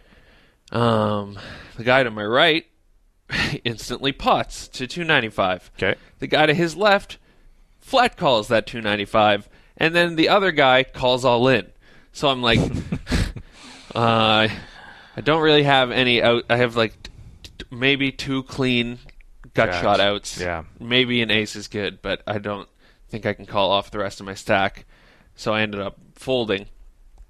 And okay, so let's talk about the hand. T. Yeah. First of all, pre-flop, I love the raise. I don't have any problem with that. That's a top-tier hand. You got to raise in that spot. Hand. I think that's clear. The flop, ace 10-8, betting 65 into the 100. You're obviously, like you said, you're repping some big strength. Being in the small blind, raising pre, and then leading out on this flop. I think I probably bet maybe a shade more, but I don't think much more. Maybe 70, 75. And I also fold when it comes back to me because you don't really expect that to happen. You're drawing dead like a lot. Yeah, you're drawing pretty obviously dead. To the jacks, the nuts, but yeah. Like when you say like an ace is good, I'm like, in what universe? Yeah, and there might not be many aces left. I think you're drawn to your 3 jacks basically for the gut shots there. And no, sorry, and ace is good, but and like the other full house outs are clear. Like ace is not even good. Ace might not even be good, right? Ace 10. It might not even be good. Like it's good a lot of the time, but yeah. So yeah, I'm snap folding there. I don't think there's anybody fold. calling there. Okay, so what was the result? Obviously, the turn was the jack of spades, and the river was the offsuit 6. Yeah. And a set of 10s won it. Okay. So that was kind of tilting, but results oriented. Okay. And I don't. It was tilting because you made the winner. You folded your 4 outer. Yeah, I folded my 4 outer. 3 outer. It was a pretty big pot. Yeah. But yeah, obviously it was correct. Fold. I didn't see what the other guys had, but had to be draws, flush draws and stuff. Okay. Big draws. Now, hand number 2. Hand number 2, it's limp to me again. This time I'm on the button, so 2 people limp to me. So I have 400 behind, and I raise to 20. I have 8, 9, 10 jack with 1 suit. Favorite hand? Yeah. So the big blind, he just sat back down. I think he was just playing Baccarat. He's a kind of a spazzy, degenerate type of dude. And he has a big stack. He has like over 2K. So he pots to 75, and I call. The flop is Queen 8-6 with 1 spade. Okay. And he goes ahead and bets 100, and I go all in. So big blind. Yeah, that's correct. Blind poses pots to 25. Call. This seems like a thinly veiled bad beat story. This is absolutely no-brainer. Obviously, it's standard. But okay. All right. Okay, yeah, it's a bit of a bad seat. T called it. He had ace, king, jack, jack, and it held. Wow. The hell? He lost his mind. The poorly disguised bad beat story. You need to balance your Ross report range. Hand 3. Okay. You owe me $5, by the way, for listening to the bad beat story. All right. So I'm in the big blind. I have 350. Yep. It's limp to me again. So I just call the extra 3. No, you're in the small blind then. Yes, I'm in the small blind. Actually. Yeah. Okay. You're in the small blind with 350. No, I'm in the big blind. Sorry. Oh, right. It's 125. 125. I keep forgetting the structure. Right. Yeah. You're calling the straddle. Yeah, so I call the straddle, or whatever. You have the king, queen, jack, deuce with the king, deuce of spades, it looks like? Yes. So the flop is queen, 6-4, rainbow. Okay, so you flop, top pair, backdoor flush draw, king, queen, jack, deuce is your hand, queen, 6-4 is the flop. Yeah, so I check and it checks around. The turn is the jack of spades giving me the front door flush draw and top two. So the guy to my right, he's been kind of fishy, stabby. He leads for 15. Okay. And I raise to 15. 50. 50. Because I think my hand is best at this point. I have a redraw and I want to isolate this guy. Yep.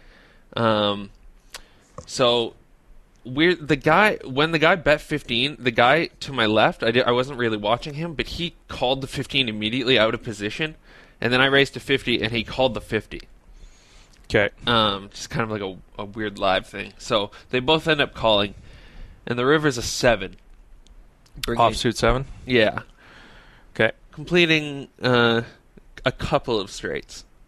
So I go for a thin check. The guy on my right checks, and I think I can still bet for sort of thin value here. So I bet 90, and then the guy on my left pots it, and I fold. Okay, so yeah, I think I fold the river. I mean, it looks really weird, but it also doesn't look like a spot where you're going to get bluffed very often. I think I checked the river though. Is what I'm going with. Just hope to check through. Right. Yeah. That's really the question there, and boy, I guess we should have listened to the strategy segment this week. This is pretty much a thin value bet situation. It's definitely weird. You think about the range of things that he just like flats the 50 with on the turn. Yeah. How often that includes 8-5. Yeah, I was thinking I might even get to fold out a chop or make it tough. Could maybe get called by queen 6. I don't know. It's an interesting spot. I think I just check the river and probably and make a decision at that point. But as played, did you see any hands? Yeah, you could easily be up against just a different set, but that seems much less likely once he pots the river. Right. Yeah. I don't. Yeah, I think he's before just you bet. I would be when this guy cold calls 50. I'm like, that looks like a set. I might be no good here, and or I might be behind here. But then when he pots the river, I'm just like, well. Now he doesn't have a set, so what the hell just happened here? Yeah. So, all right, a weird one. Do we have any results? I would just give him credit for it. Yeah, no, I didn't see their hands. I just folded. Okay. So hand number 4. Last hand here is guess what? It's limp to me again, and I'm in the cutoff. And so 3 people limp. I have 300. I have Ace King 6-3 double suited. Diamonds and hearts. Yeah, and the cops came. And it's a lot of fire. We're right. By the way, we record right next to the fire station. No, it's like the Padrick Parkinson thing. They're coming to rob you. It's nonstop around here today with the fire. Okay, sorry. Hand number 4. Limp to you again. So I pot it to 30 in the cutoff with ace double suited Ace King. Yep. Everybody calls, obviously. Okay. So, the flop is Ace of Hearts, Jack of Hearts, 9 of Diamonds. So, I flop. Big flush draw. You flop top pair and the nut flush draw. Yeah. Okay.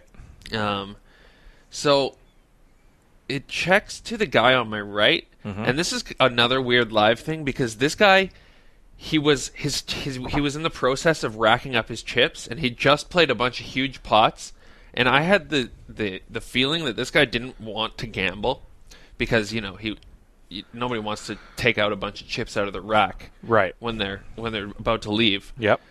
So, also he donk bet. So I thought I had a bit of fold equity here, even though I really don't mind getting called. So I went all in and folded back to him, and he took a while and ended up calling. Okay, so just on that live tell thing you were saying, when a guy is racking up his chips and then goes out and bets, it's not as I mean, in my experience, it's less bluffs than usual in that spot. Oh, I don't think he's bluffing at all. Yeah, so I mean, he could have like an Ace Jack. I think it's Jack 9. Yeah, it skews at 9s. It skews it to a more made hand at that point for me, and you've got the draw. I think I'm going to flat there. I'm going to flat the 80, and then and see how it goes. T, what do you think? I'm doing the same as you. I agree with you on the whole tell thing. So I mean, I understand Ross's sort of logic here. It's like, well, this guy doesn't want to play a huge pot, so I'm going to make him play a huge pot. But on the other hand, his distribution is skewed to strong hands.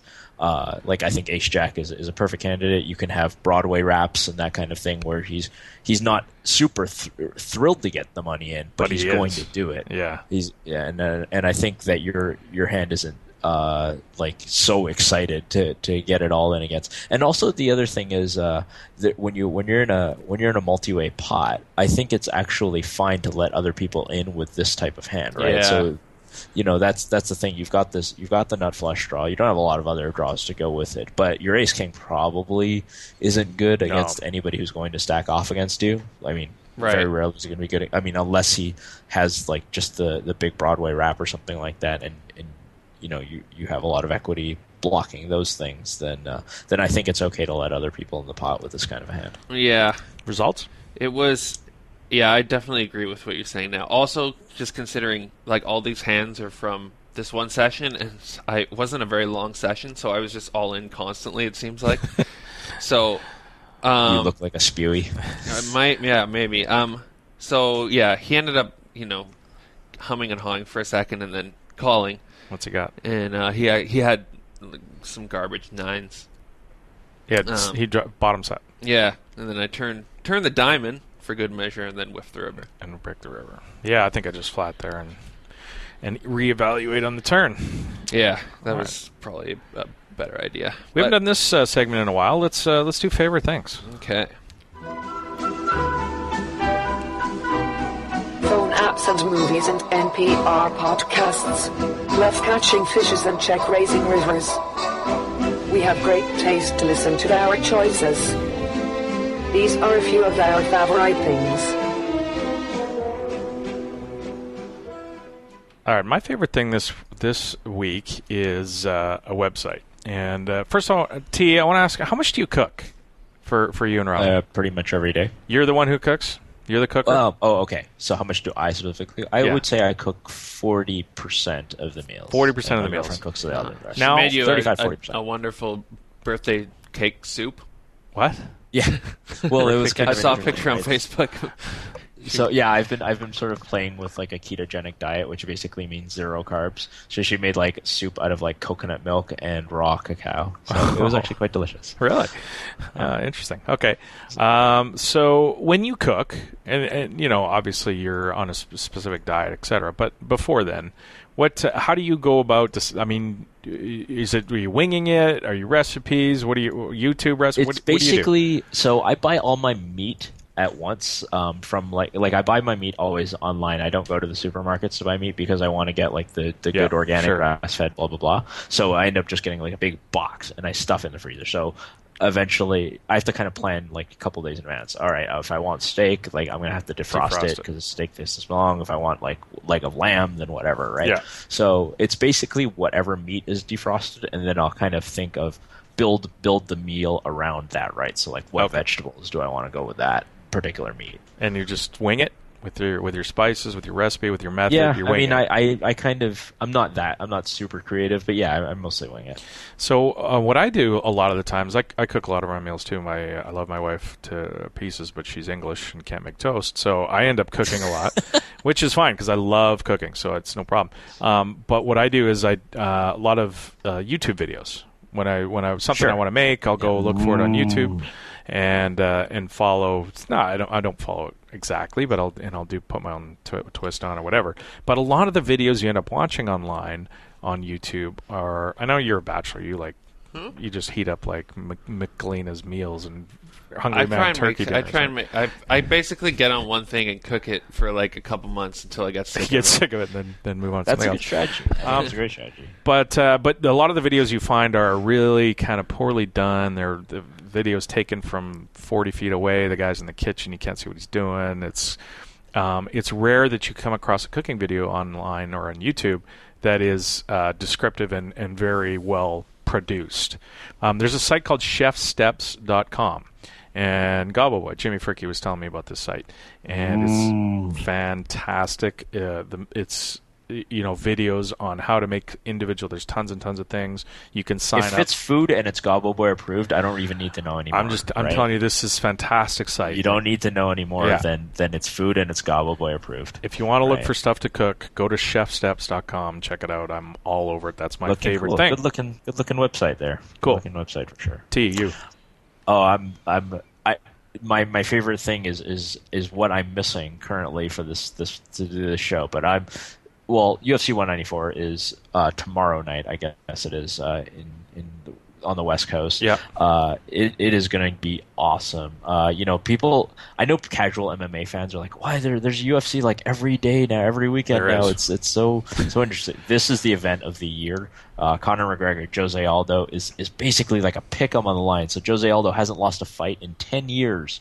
He's the undisputed greatest of all time in his weight class, and he's a dog right now. Let me look. He is a plus 106 dog against Conor McGregor, the phenom, the trash talking, the new. So he's like the white Irish Muhammad Ali of our generation. Okay, that's going to be awesome, and it's not even like probably going to be the best fight in the card, which will probably be Chris Weidman and Luke Rockhold. That's like a minus 130 plus 118 site right now. Just go out and fights are going to be awesome this weekend. There's almost no chance that it'll underwhelm, and this happens so often with MMA. It's like they do the stacked card and people are like, that was kind of boring. It's not going to happen this week. I'm so sure of it. All right, that's your favorite thing this week, Roscoe. My favorite thing is this show, Nathan For You. It is. It's one of the only shows that I watch alone and still I'm just like laughing out loud, really, really loud. It's this guy, Nathan Fielder. He's actually Canadian. He's from Vancouver, but that's not why. I only found that out later. And he goes to businesses, mostly in California, and he offers them business advice. So, like, he'll go to people will be like, oh, I own an antique shop and it's struggling. And he'll be like, oh, well, you're on the same street as a bunch of bars. So what we should do is keep this antique shop open 24 hours and strictly enforce the you break it, you buy it policy. Bring drunks into the antique shop. And it's just like all these ridiculous ideas. And it's taking the piss of all these how to fix my place type things. Yeah, basically. And it's nice. like, it's just, if you like very uncomfortable humor and like awkwardness, it's good for you. Right up your alley. All right, Nathan For You. All right, thanks to everybody for who do we have to thank this week? Daniel Negreanu for coming on, talking about the changes. Padrick Parkinson, of course, from Paris, and Roscoe for driving in, for hopping in on the bus, coming into the suburbs. Terence for joining us, getting up early. I'm almost awake now. Yeah, it's kind of like having breakfast with tea here, and you out there listening, really appreciate each and every week that you at least download the show, not just listen. And post on the forums. Post on the forums. Please find embarrassing photos of me. Yeah, there's all kinds. I think next my week, girlfriend walked by. Like I scrolled that picture and like I go to my girlfriend and said like, hey, who does this look like? And she's like, who is oh my god. That's literally the words, like, who is the and then she couldn't get the word that out of her mouth, so she said, oh my god. How old are you, Ross, in that picture? I think I was 14 or 15. Yeah, that's amazing. I changed a lot. I have very boyish look. Yeah. No, you haven't changed much. I haven't changed much. I grew facial hair. Yeah, that's about it. All right, next week on the show, I need to go. Is this enough? Mason's coming soon. He'll be coming up soon. Terence, wait, you're one more week and then you're taking off? I'm going to an undisclosed location next week. Yes. But, next week. I'll work things out with you somehow or another. All right, we'll work it out. Thanks so much again for listening out there and tuning in each week. Come post on the forums. Emails, pokercast@2plus2.com. And the phone number that we gave out earlier, if you don't have it, go to Ross's Twitter handle, @PokercastRoss. The number is in there. Please call, leave your voicemails. Thanks so much for listening this week. We'll talk to you soon. I just spotted about. I was just tweeting Doyle Brunson because it was just because of the show. I retweeted, the blog I done on the Hall of Fame. Yeah. And Doyle had actually favorited it, which okay. Considering he didn't fucking vote for the Devilfish himself, is pretty classy. Thanks for joining us. The 2+2 Pokercast has been presented to you by the Pokerstars VIP Club.